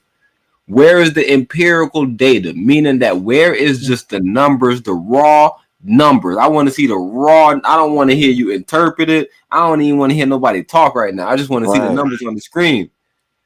And that's what he's doing right now, bro. And he explained that once, because I don't even know if you know this, but this is Dr. Tommy Curry. This brother created, right? He created Black Male Studies. I don't even know if you know that there was no such thing as Black Male Study before this brother. So he created Black Male Study, I think in like 2016, 2015, but he's been working on it for a long time, nevertheless. But okay. He was saying, bro, while trying to publish his book, it was so hard because everybody kept on asking him, or kept on telling him, oh, this is anti-woman. He like, why? What you mean anti-woman? I'm just talking about man. And they was like, exactly. The premise of the book is anti-woman because you're talking about man. And then a lot of people were saying, oh, you're trying to you're trying to take spotlight from women. He like, no. I'm just trying to put a little spotlight on a male because nobody's speaking about him. Right, so he was saying that he was breaking down because while writing a book, you start doing your research, and while doing research, you start hearing more shit than you even thought was true. Because in your mind, nigga, you like, man, I know that man doing wrong. I know that, you feel me? I'm thinking about child support. I'm just thinking about the simple things until I start doing the research, and I start doing the research, and I see how much black male got raped. Now I start talking about black male getting raped, and now black male being raped is coming out every day to my shows, crying in my arms. This type of shit he explaining.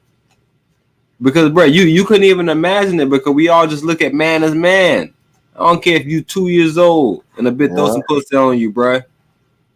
You feel me? Because us as man, we would be like, man, what? You lost your virginity at 2? It's like, it seems like it's cool. We all so traumatized. Exactly. A nigga tell you to turn up by some shit like that, which they know you wasn't able to handle, but they'll say, "Yo, bro, think about what you feel me." It'll seem like a badge of honor. Yeah, like, you lucky, man. I'm like, hey, until a report come out in the future, they say some weird shit like, "Yo, this brother had so much trauma that what he did, he went on to rape a bunch of kids." Right. Them type of stories come out all the time, and you say, "Yo, why? How the fuck this get in our community? This was never in our community." Yeah. The Most High say, "Get out of her before it's too late." On the screen right now, I got the Exodus, right? I got the Levite, right? I got somebody blowing a horn, sounding a horn. Mm-hmm. Get out of her. They say 14,000 Haitians were sent back. That's a divine number. That gotta be a divine number. That's 14. That's 7 and 7. 1,400 EPs priests better get out. That's 7 squared. You know, anything squared is crazy. And 7 is already a crazy number. The Most I say 7 yourself, which means to perfect yourself. Yeah. OG asked us earlier, what happened when you flip a crossover? Oh, you in the okay, cool. The brother Constantine said he had a dream about the cross, and that's why he used it to conquer the world. If you read the scripture said that isn't it a sin to be hung in your own land? That's what the Most High said in the scripture. In the scripture, he also tell you that he was hung. A sin or a curse? Isn't it a curse? You're right. Isn't it a curse? Mm-hmm. Right? To be hung in your own land. Yeah. Right? And they quote unquote did that to him. Right? So he came and lived out all the prophecies. He said that was the whole thing that he came right to do, to live, fulfill prophecies. That's why when you hear the Rasta speak about the king, they say Christ in his kingly character, right? Because he came already as Yeshua, which came and he was a poor man, had nothing, blah, blah, blah, blah, roaring through the jump, blah, blah, blah. So the second time he come is as the only black leader to sit on the throne. You feel me? So, you know, they always try to do that concept, and like, you know, that's how I live, because that could educate the youth. The youth could take that and go further with it. You feel me? So that's how I really live with it. So I think that, you know, whatever myth we using to get us to understand, oh, I'm part of this. I'm fine with that, right? I just don't like when we start using the myth to be like, yo, he said that I need to worship him 100 times. Fuck is that nigga? Moderation. Yeah, why? You feel me? Who was that guy that? No, we're not doing that. I'm worshiping you by worshiping the land. So it's no, you feel me? Even the fact that Most High said, I'm no respecter of persons. He lives by through lines. Yeah, it's just harmony. Don't respect me either, bro. You feel me? It's just whatever vibration I'm bringing to you, respect the energy.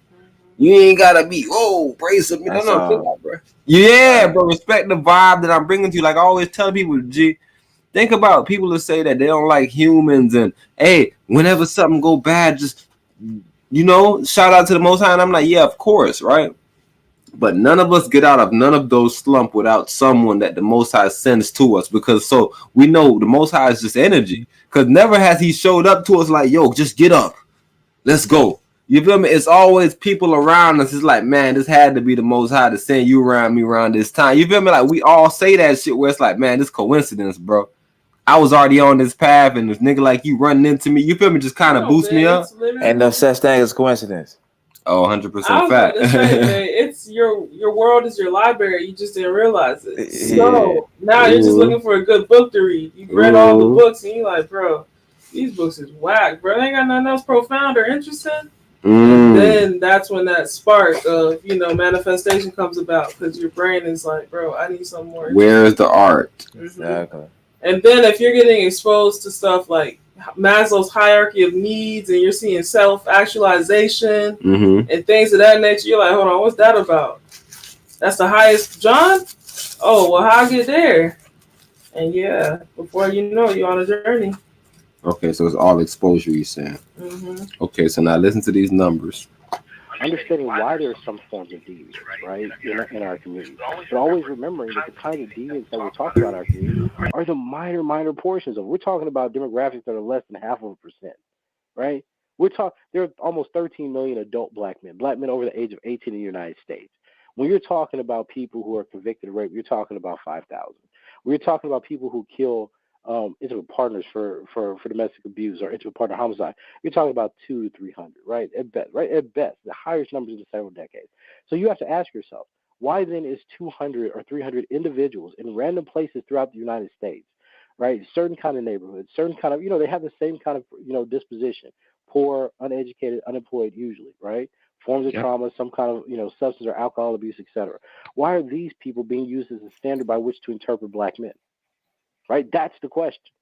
Because you're not going down and looking at the homeless white man or the serial killer interpret white men and women.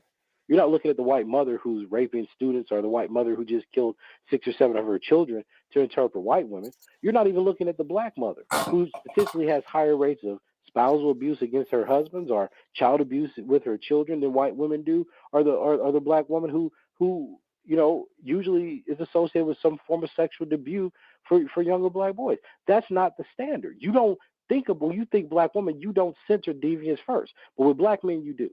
And that's what I'm pointing out. Black men are the only group in the academy, in U.S. institutions, that are theorized through their deviance first, despite the overwhelming evidence that they're more progressive than all the white people in the country and most of the women in the country. So the question becomes, how then do we sustain that argument, right? How then do we sustain that? And that's not through more feminist tropes, right? Now, black feminism has its place in studying black women. Nobody's making an argument against that. The question is the limitation. What is the limitation of black feminist thought? The limitation of black feminist thought is that it can't see beyond its own objectification of the male. It needs black men to be boogeymen so they can sustain its analysis of patriarchy. So then black men don't need to have a conversation about that.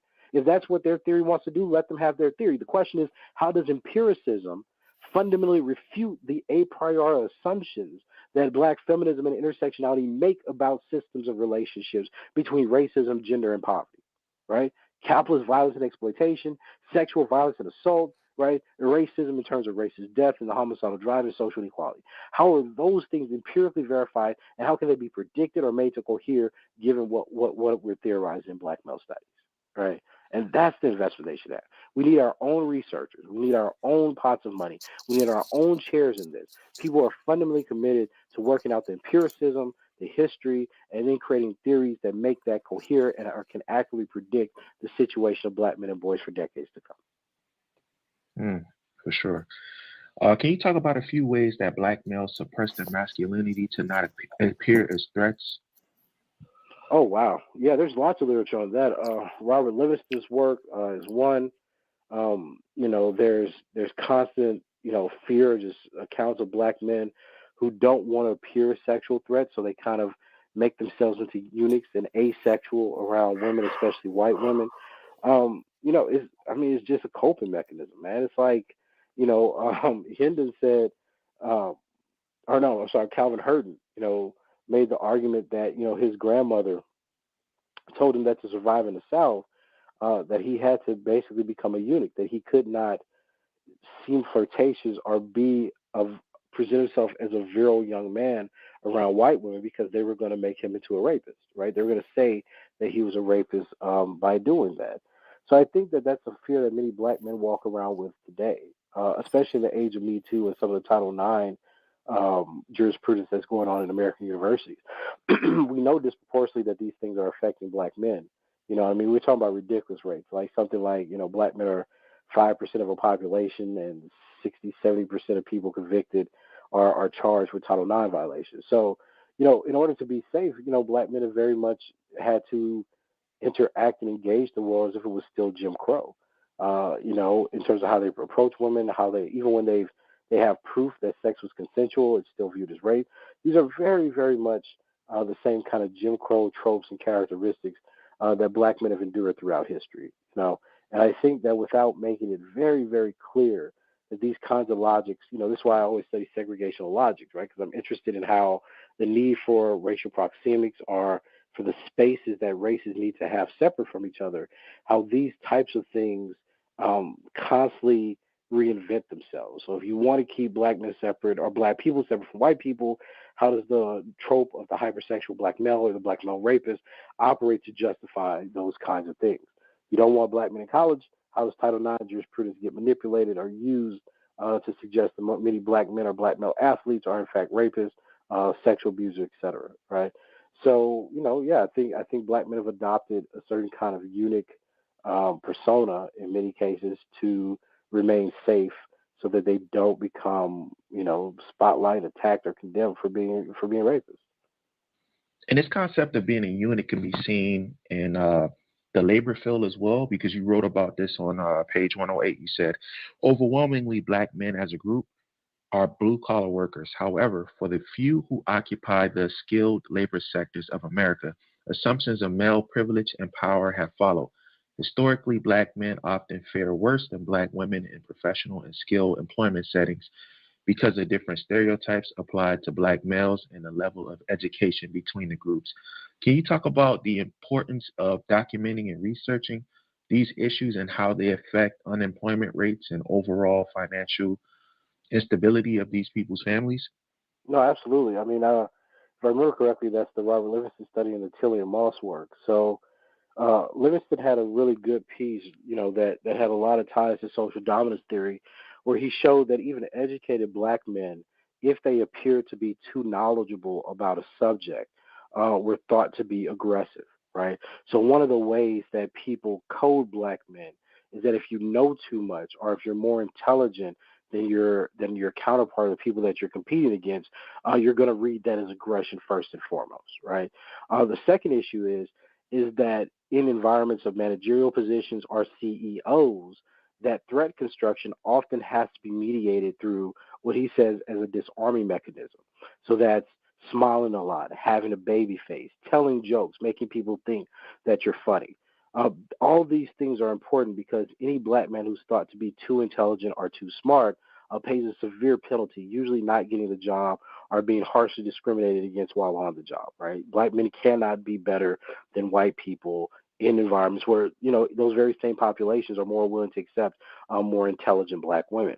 The Moss and Tilly finding is really interesting because what it says is that when employers are trying to hire black people, they make very, very gendered perceptions. So on the one hand, there's a view that, black women are loud, arrogant, ignorant, all these things.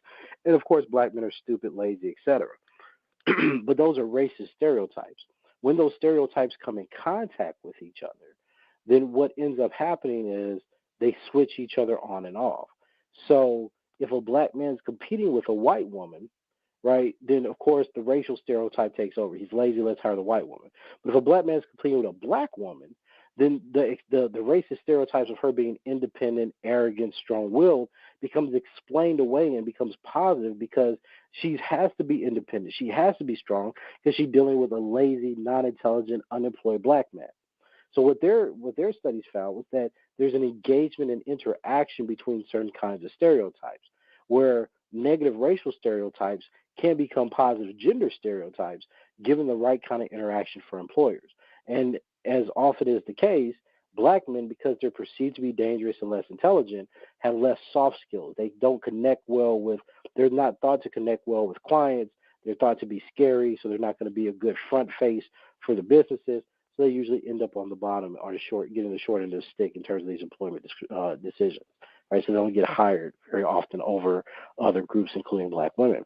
And I think that once you put all this stuff together, then it becomes pretty easy to see that you're not going to get to that line of analysis under our present rubrics, right? The way that we think about black men, masculinity, and everything now does not bring you to these kinds of conclusions if you do not have a very strict knowledge of how racialized masculinity, specifically black masculinity, operates when it actually engages or touches on issues with other groups of people.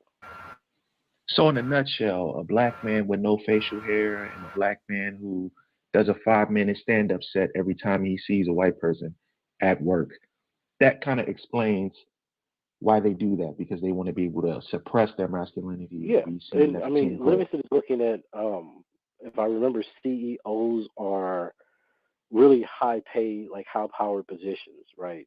Manager positions.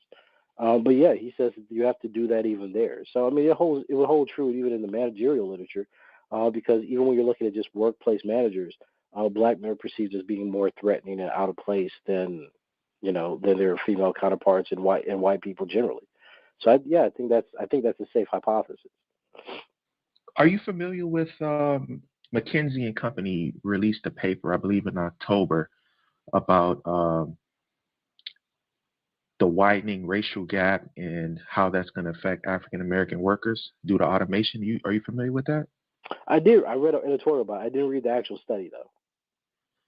Yeah, this what you're saying here kind of relates. I mean, what you're saying now at this point kind of relates to this article because it says that by 2030, the unemployment outlook for African Americans, particularly men, younger workers between the ages of 18 and 35 without a college degree, may worsen drastically.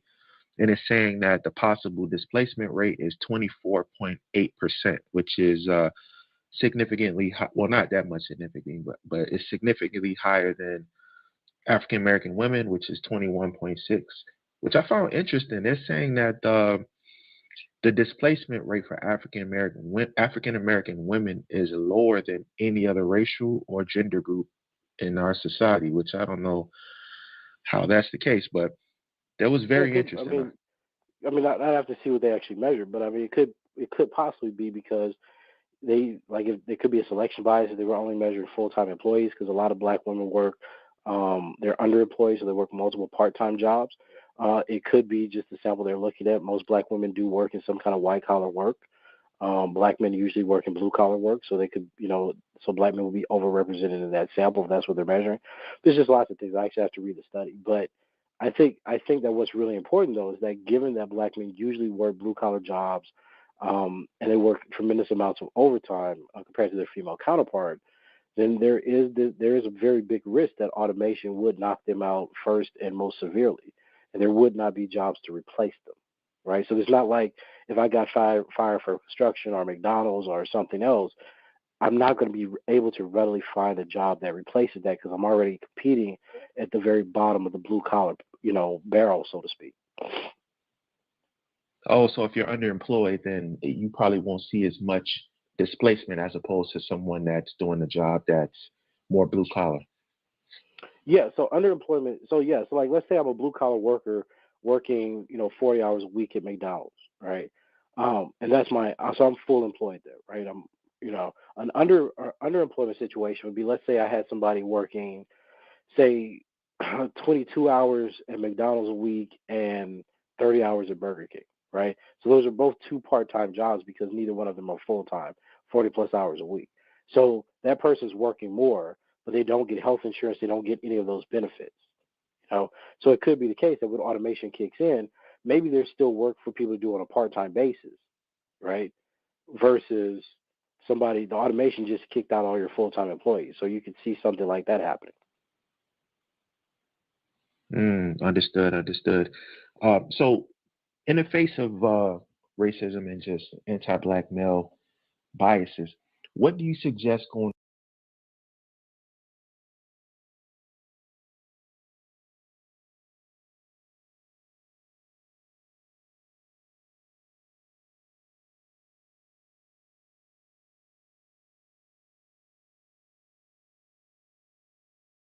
Go turn the church girls into certified nymphos. That beat, made for the beat, don't really give a fuck. Straight out the Vegas streets to the end.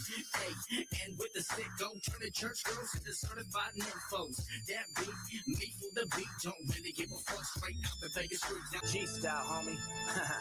Yeah, check it. Is the and with the sick, go turn the church girls into certified nymphos.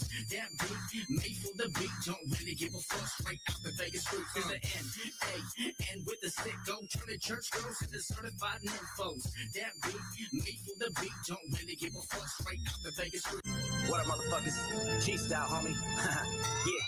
Check it. Is the and with the sick, go turn the church girls into certified nymphos. That beat, made for the beat, don't really give a fuck. Straight out the Vegas streets to the and with the sick, go turn the church girls into certified nymphos. That beat, made for the beat, don't really give a fuck. Straight out the Vegas streets. Now I just wanna give it that West Coast chemistry. I can't switch from the other hand to say, I beat a girl from the center. I'm hot in the Vegas, I'm going to swear I hit hard like the boulevard when I cruise. Even bullet holes. It's not structural roots, I never lose. But if I do, it's red. I'm out through your neighborhood without even stare. Blue up from the shoes up when I roll. Bounce rock from the skate, West Coast control. Blue ragged, flagging, down the other side. 3-wheel, different corners in the low ride. West Coast.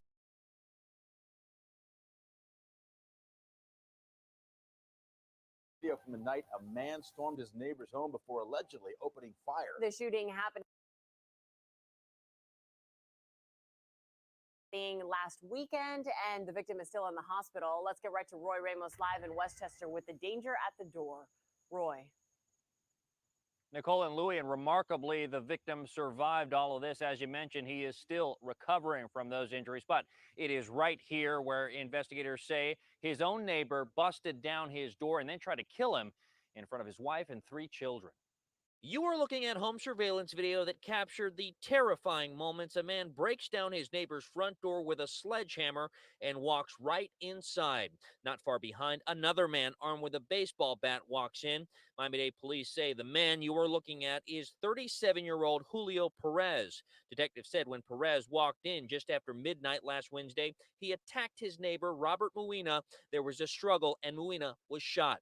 A minute passes. Perez walks out and returns to his home just 2 doors away in this Westchester neighborhood. Hours later, he was placed into cuffs and arrested. Do you speak English? In court, we learned the victim's wife told detectives they had ongoing issues with the suspect, but never did she suspect he would try to kill her husband while he was home with his wife and 3 children. That's not how it happened. As police canvassed the area for clues, they learned the victim was transported to the hospital by his wife, then airlifted to another medical center where he is now recovering from his injuries. Neighbors we spoke with still shocked to hear of the violent incident that happened in what they say is normally a quiet neighborhood. Very scary because I have my kids here. This is a very quiet community. And Perez now faces a number of charges that include attempted first-degree murder. He remains behind bars, being held with no bond. As for that other man you saw,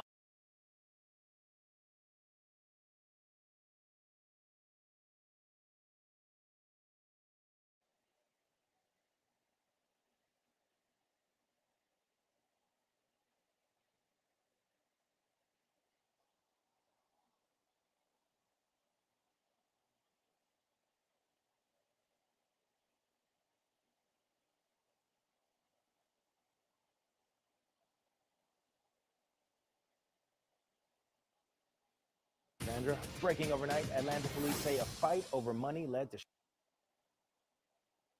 shots fired. Officers responded to Auburn Avenue and Bell Street after a man was shot in the arm. Get this, they say the fight over a PPP loan started in a club and spilled outside. Officers say the shooting was caught on camera, but no suspects were in custody at last check. The man who was shot was taken to Grady Hospital in stable condition. But this whole time you can't hear nothing we were saying, bro? For the past like 5 minutes, probably. Oh God! What the fuck? This shit is confusing, What the bro. heck? Yeah, it's because the confusing. camera. Turn the camera off. Oh yeah, that ain't what's confusing me. Okay, now we're good. Yeah, but that's not what's confusing me because sometimes I need the cam. Yeah. The thing is, we're not switching back and forth, bro. But yeah, I was asking, are you doing any research or studies on anything? Trying to write any books? Anything of any nature as far as research and studying? Look, man, you're not even reading the chat. I mean, you constantly doing research, but like a lot of stuff. As far as writing a book, I need to write a book. Like where you at with it right now? Like as far as your study, you got like a focus, like a certain area that you in as far as studying, like like a certain period, certain tribe. Like you feel me? Like what's your whole angle as far as how you studying now? Like if you had like a rubric or something, damn near. I mean, personally, right now what I'm personally studying now is myself. Okay. But I mean, as far as like other than me, I'm like researching a lot of flat Earth theories, flat Earth stuff. Looking to, you know what I'm saying? I'm looking into the flat Earth stuff right now. That's what I'm really looking into right now, personally. But I mean, I'm open to other things people can point me into too as well. So. Yeah, there's definitely some dope information in that flat Earth, John. I wish I had my the Earth is flat shirt on tonight, but yeah, definitely that's an interesting space. And like I said, conceptually, the concept is The only reason why somebody would believe that we're on a ball spinning billions of miles, nigga, is because science told us. So the flat Earth theory is that we're free thinkers, right? We can get into the shape and what's it, whatever. But I heard, We did our research and our studies, and we've come to the conclusion that it's ultimately about being a free thinker and not just going with the sheep mentality of, oh, they said it's a ball, okay, we're going with the ball. Oh, they said that's geocentric or heliocentric, okay, we're gonna go with that. So yeah, it's just a matter of questioning and thinking outside And the the box. reason why we gotta immediately just get off their wave because we were like, yo, maybe somebody got a better answer. But for sure, the motherfucker that told us that the way they kind of proved this shit, because first of all, this shit came from a philosopher. This thought wasn't like some scientific thought. Like this shit was way back in philosophy time. But nevertheless, their whole theory was that when a boat goes beyond the motherfucking shoreline, it's gone. It's now under the curve and we shouldn't be able to see it. But motherfuckers have zoomed in and have used telescopes, and then what they say is, yo, you don't understand how light refracts, and you or whatever. So that's the first one. That's the number one. Number two thing is science tell us that whatever phenomenon they bring to us, as far as to be able to be scientific, right, it has to be, first of all, duplicated. So they have to be able to recreate this situation. And I've never seen them recreate gravity. So I don't know what the hell this gravity shit is. So the fact that every time somebody want to debate flat Earth, it's about gravity, a theory. That's a theory. It's super hard because if you believe in theories, there's nothing wrong with it, but it's not the truth. It's kind of tough because it's like everything else in nature, right, has an opposite. Right? When you look at gravity, there's no opposite. But then somebody say the opposite is anti-gravity, but anti-gravity is magnetism. So that means that gravity is magnetism. But that fake gravity shit that we're just saying, it seems super weird because it just seems like, because what they do is, he kind of, matter of fact, I want to kind of bring that study up where they explain about how a lot of these science that they use to have gravity, they have to have a curve added into the equation to even make any of this situation make sense. Right. So that's why I was saying, like, you could immediately go by disproving them by saying, yo, the shit that you told me disappeared under the curve is right there. Wait, are you talking about the Inky job? Okay. Yeah, I want to. Yeah, that was a good lecture. I definitely want to run that back as far as so that's that two aspect lectures of we gotta it. send him because that's what I was gonna send him, the Professor Bello on. No, definitely, you got to definitely send that one. But I was even thinking about, like, as far as Earth goes, like, if we look at all the other planets that are surrounding Earth, like, all of the landscapes are pretty much a blend. So, like, with Uranus being, like, majority ice and, gases, Mars being that rock, Saturn being another gaseous planet, like, if we were to put all these together, would it be another Earth? In what sense? I'm saying if the magnetism brought Mars, the terrain of Mars, the terrain of Saturn, the terrain of Neptune all together, would it have those same elemental values of Earth? Like, you got to think about the most important thing that they don't have is a mother. They don't have the sun, right? Yeah. So they're not connected to anything, so they can't sustain life. Exactly. The sun is the only thing that sustains life. That's why the Bible just keep on talking about the Christ, and the only way you get to the Most High is through the sun, and all these little funny terms. And you say, what the fuck is the sun doing so much? But then, like the brother Inky explained, our planet is the only planet that has life because of the sun. The sun is literally nurturing us every morning. We get up, the sun get up and get us right. Nigga, if the sun wasn't here, we wouldn't get up and get right. So definitely, the sun that's our key, bro. Y'all, the terrain and everything. Like, I feel like a nigga can have the worst terrain. If the sun there, nigga, we adjust. But if you ain't got no sun, bro, I don't know, bro. You ain't got no life. I was cleaning today, and I don't know if they was doing them supercell clouds or what, but it went from a clear sky to 3 little lines and then big rain clouds. Big facts. They've been playing with them clouds a lot lately, man. To cover up that damn sun lately, a lot. And then you got Bill Gates, man. He out here. Man, he said Bill Gates ain't got cut. At the end of the day, Wait, what'd you say? You kind of cut out. Yeah, we ain't hear you, bro. You was cutting out a little bit. Bill Gates got you, G. Oh, I'm sorry. Nah, you good. That's Bill Gates. I say that's why Bill Gates is on a mission out here to cover up the sun, because the sun is getting closer. I mean, the radiation from the sun, the real sun, is back. So it's like you're right, and it's about to start burning everything on Earth that's unnatural. So white people, they pigmentation. Holy Spirit, come now. Holy Spirit, help now. But the thing is, they know. Hey, OG, they know, bro. I'm telling you, bro. We read the scriptures, whatever we read, we play about. I tell you, they got some shit called Church of Philadelphia. Church of Philadelphia was one of the only churches, nigga, in the New Testament that had graces. Nevertheless, bro, these motherfuckers know that the sun is gonna come back. The Most High said, yo, I'm not destroying y'all shit with water. They know the sun is coming back. They know the sun is gonna be the way that this planet goes. No matter how they finagle it, who finagle it, they telling you about all these motherfucking solar motherfucking flares, solar ejaculations. They tell you all this weird solar mass ejaculations. They say, oh God, won't be long. Won't be long. Yo, these people crazy, bro. They know what's going on, bro. But what they do is they say, yo, stay inside. And I told you that's why when my homeboy was telling me about the concept of the phone is to keep your head down, because there's so much going on above you. They could fly spaceships, they could fly aliens, they could fly anything above you. You wouldn't even know. Right. So once he told me that concept, I was like, damn, nigga, this is ingenious. Make the phone better every time. Make it more attractive to me. I was thinking about that with the Chevy Avalanche and with the TVs. And I was like, bro, TVs didn't break back in the days. Like, it would run out of some type of like chemical compound, but the way we just seen those TVs on the side of the road, just a whole bunch of flat screen TVs just breaking back to back to back.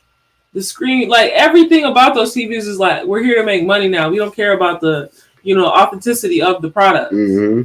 And that's what happens. It's like when it first starts, it's like a genuine product. All the products are, genuine. It isn't this aftermarket plastic crap that you would get from a made in China type of situation, but it's like a real product. It's not meant to break. It's like, bro, no, we believe in this, and once they figure out that and they can mass produce it on a commercial level, it's over. Those things are breaking every 2 seconds. That's the whole thing. That wouldn't benefit them.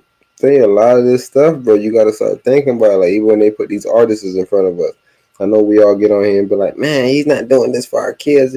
That's just, that's kind of have a discussion, but we already kind of understand what's going on, right? This is what they're putting forward in front of your kids to change your kids' mindset. So to say that, man, he's not leading the kids, it's like, yeah, we all know that. Like, nobody was confused about that, right? So that's why I'm glad the brother was so upstanding, and he was like, bro, I've never been for the kids. He even said, just like I had earlier, fuck your kids. OG don't care about the youths, bro, and I have no problem with that, bro.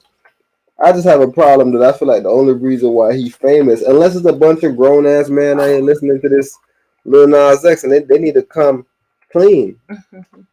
They got us snapping on the kids and everybody else, and it's them listening to the music. We wondering why Lil Nas X got so much views, niggas. One of these aggressive niggas that be saying that he don't like it. He liking it in private. What you looking for, bro?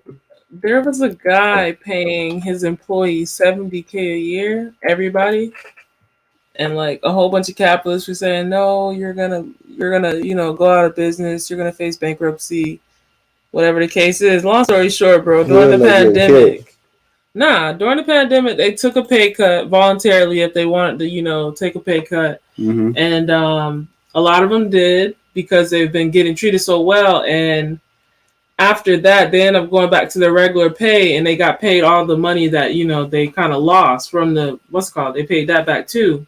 So they got back pay. And then they said in that same breath, the employees ended up buying Brett his little favorite Tesla because he took a pay cut too. He was getting paid the same $70K or whatever, and they said the business is thriving or whatever. I was trying to find I gotta figure that story. Yeah, because the capitalists, I'm like, damn, that's fucked up, bro. The capitalists don't give a fuck, bro. They get paid millions of dollars, and their regular employees, even some of their top managerial positions, are getting paid crumbs.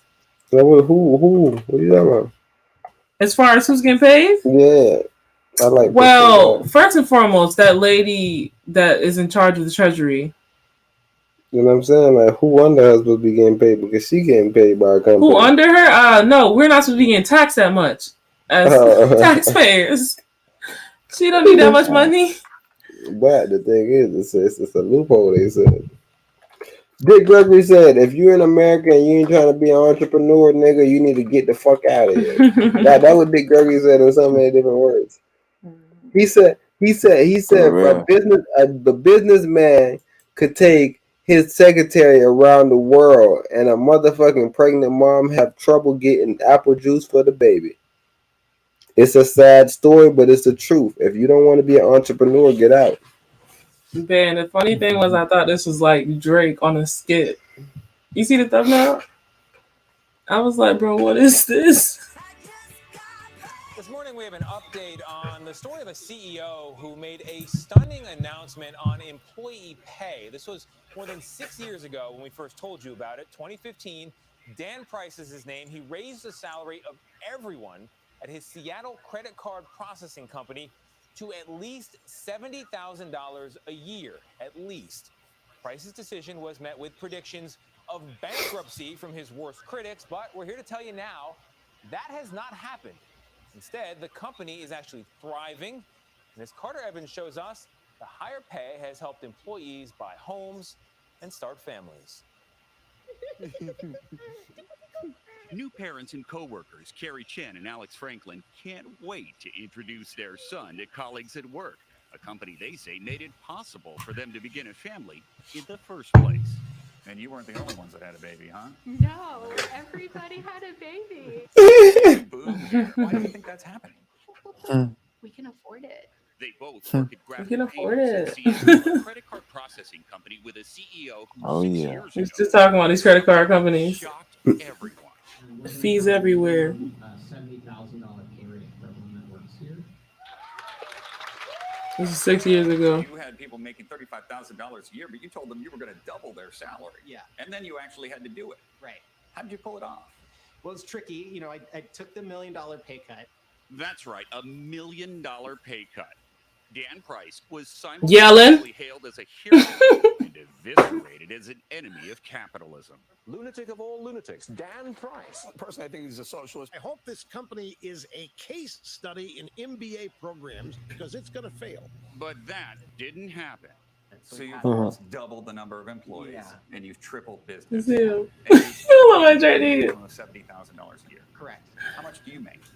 I make $70,000 a year. To pay his own bills, Price downsized his own life. Yeah, I was about to say. He just made a camera. Into his own savings. I think it was a big risk.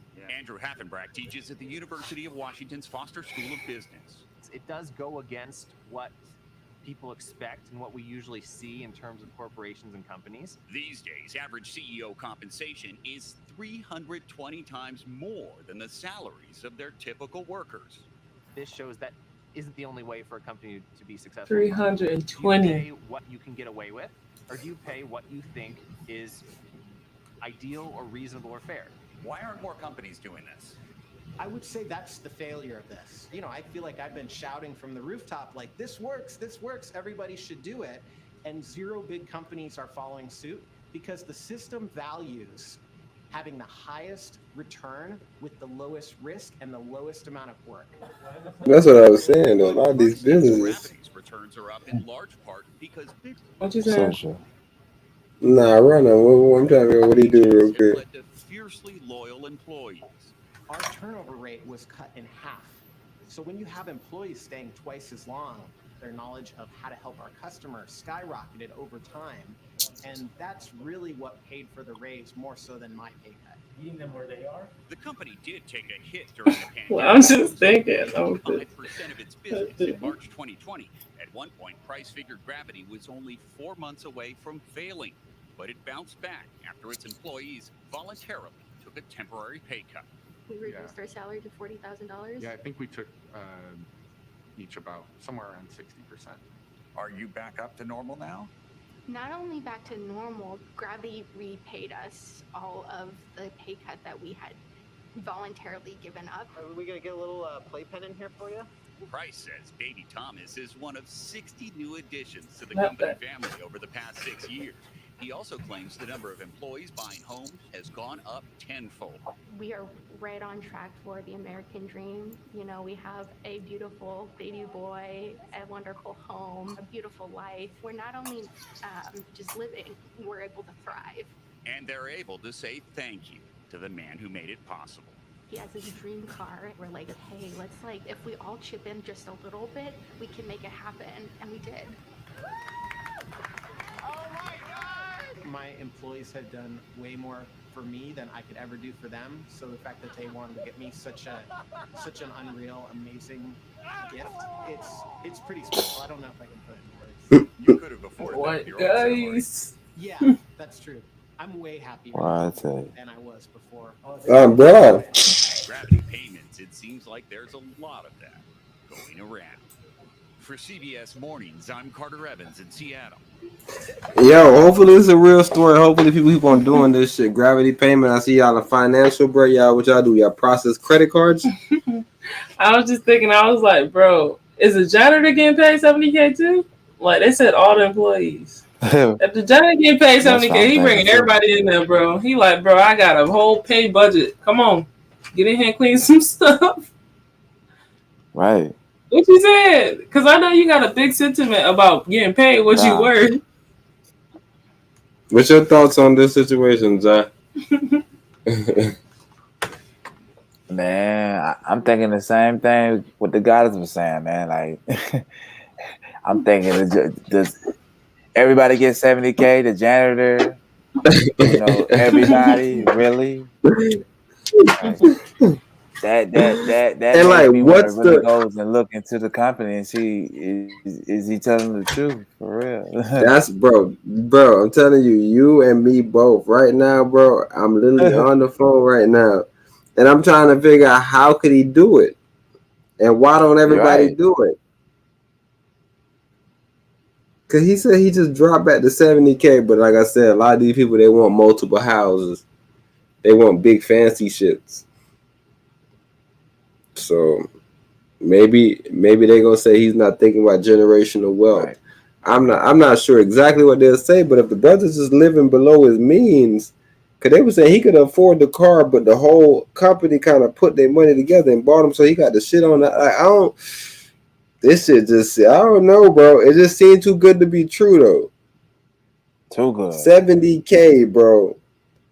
But what do you have to do, right? What's the, right. You know, I'm not sure. Is it more than another job that you can get that probably pay you $60K? Like, I'm just trying to figure out, is $70K really? This is wild as hell, bro.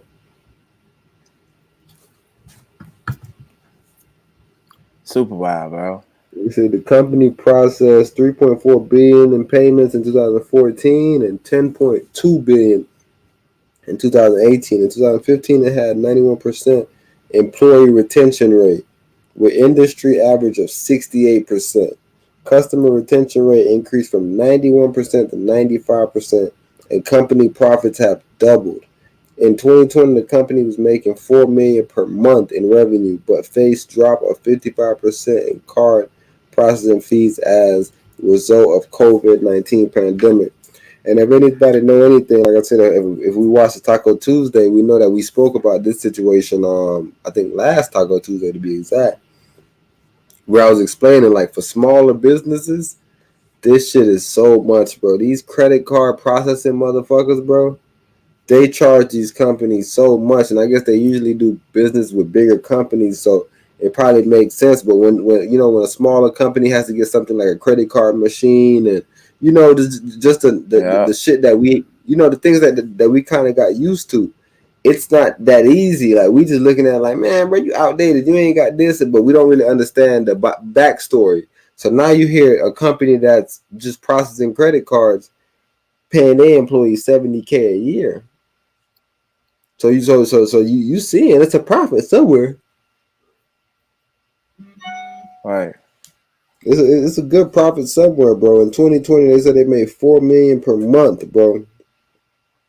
The employee process, they volunteered to get a pay cut 2020, and like she was explaining, nigga, once they got back on, nigga, he reimbursed all the older shit. So I got a couple books on this, John, and I'm gonna read. I literally just was going on Amazon right now trying to figure out what the hell going on with these books.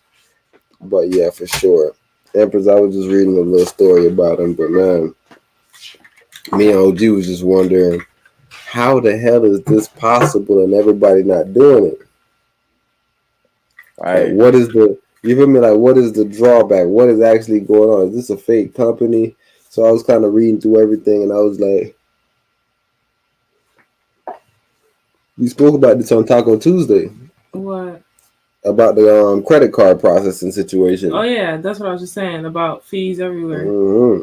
Yeah. So the fact that they making so much money to pay niggas $70K a year, they gotta be eating. Mm-hmm. Same thing we used to think even in the trash situation. It was like, damn, they paying niggas like this to just pick up a trash can. You know, it's hard work, but it's just showing you that, nigga, these contracts are serious. Yeah, people getting some nice money from some contracts. Exactly. Bad, and you tell me, bro, you could never imagine, because in your mind it's like, man, what, they charging me that much, I'll be good. But it's so much different people. They only charging $10, $15, $25. You feel me? It's 600 of us, 1,000 of That's us. the main thing, bro. It's one of you and a lot of them. You gotta find the hustles off people's laziness. Man. And then you make it mandatory for the people, because look, the majority of the people, they want it. Mm-hmm. So now the people that's like, yo, they start looking at their bill and they like, yo, what's this extra $25? This is for trash disposal. No, I'm good. I don't put my trash out. We don't care. This is just a part of the fees. You feel me? So Exactly. they find a way to get you, bro. So that's why we're so big on the Bitcoin and the whole decentralized situation, bro. If we can find a way to not be ruled by a middleman. That's the key. But that's the thing, bro. I really found that out recently, bro. I didn't know what the Republic meant, but they literally are saying, bro, y'all gotta pick the middleman. Pick your middleman and put him on the board. Pick your greatest middleman. Yeah, like it's literally the electoral college, bro. You don't have no real say, bro. Because you don't know, bro. A lot of us, it's just like, imagine if we had that. Imagine if we just had people picking stuff. We'd be in the same situation that we in now, though, bro. Because the electoral college picked Biden. Pick your greatest middleman. Put him on the board. Let's see what he does. Mass deportation, what he does. Okay. Let's see. Okay, Afghan attack. Let's see what he does. Like, bro, this shit could be a fucking game show. Like, niggas gonna be president. So you said you want to be the American president and just have people just running through course. Mr. President, Mr. President, Mr. President. But literally, we are literally the free guy. We're free guy, and we're like, hold on, we're tired of this daily routine. What's going on here? Oh, this shit is fake. The players are the lawmakers and those people, the legislative people that we always talk about. You know, it really matters that your school board members and your such and such. No, bro, they all suck. Your school board members. They always try to emphasize that. Now you need to start picking your district, your people. local boys. Yeah, Right. it's like, Right. bro, we almost picked Gillum. Yeah. We almost picked Gillum, bro. We seen how tragic that went. Fast. So you saying it's a better thing that a lot of motherfuckers ain't locally voting, bro. Stay out of it. If you are not literate into what is going on in the political circle and square, you could have put Gillum right in that bit. Get out of Doge. Get out of her, my kids. But yeah, bro, I thought that was an interesting story, bro. And I was like, oh, these niggas really just greedy as hell. 320 times more than their average worker. That's gains on top of gains on top of gains. Like, what? I seen a brother have to do a forced auction to avoid bankruptcy. So he was auctioning his Lamborghini, his Rolex, and some of his Picassos. Oh, that happens all the time. Everything, yeah. It's like, bro, greed is gonna get y'all. Oh, that's tax liens though. All the time. That's how people get liens. That exact system that you talking about. So it's an industry for the greedy too. Oh my gosh, niggas is eating off that lien shit, bro. Because they said this bruh took $1 million pay cut, Lien sold his second house. It looked like he was probably rolling around in a Toyota Corolla, something real economically efficient. Yeah. So he was doing a lot of humble things. I tell you, I remember the first time I ever went on one of them sites, nigga, and a nigga was selling a brand new King Ranch. I wanted the King Ranch F-150, big body. And was trying to make you pay for the credit. $250. I mean, not the credit, but the debt on it. The payments. Yeah, he wanted me to take over his payments. And that's how you get them shits kind of cheaper. But niggas, it's like you're in a house. But the house is good as far as the tax lien though, because you can get that bitch off a nigga. Even with the car, I guess you can find kind of, you can leverage with a nigga. You see that he don't really got no use for it. He can't pay it. You can tell him, fuck him. Give it to me for free and I'll pay it off. You can definitely make some money off it real quick before you give it back to him. You can move a couple stuff. You can do a hurricane cleanup. You can do a lot with a pickup truck. Yeah, that King Ranch is a different animal, bro. I drive that bitch a couple of times. So yeah, you can tow a couple trucks. The King Ranch. That thing got what, 6 tires? Man, you can do a lot with that King Ranch. You can do a lot with that King Ranch. Before you got to give it back.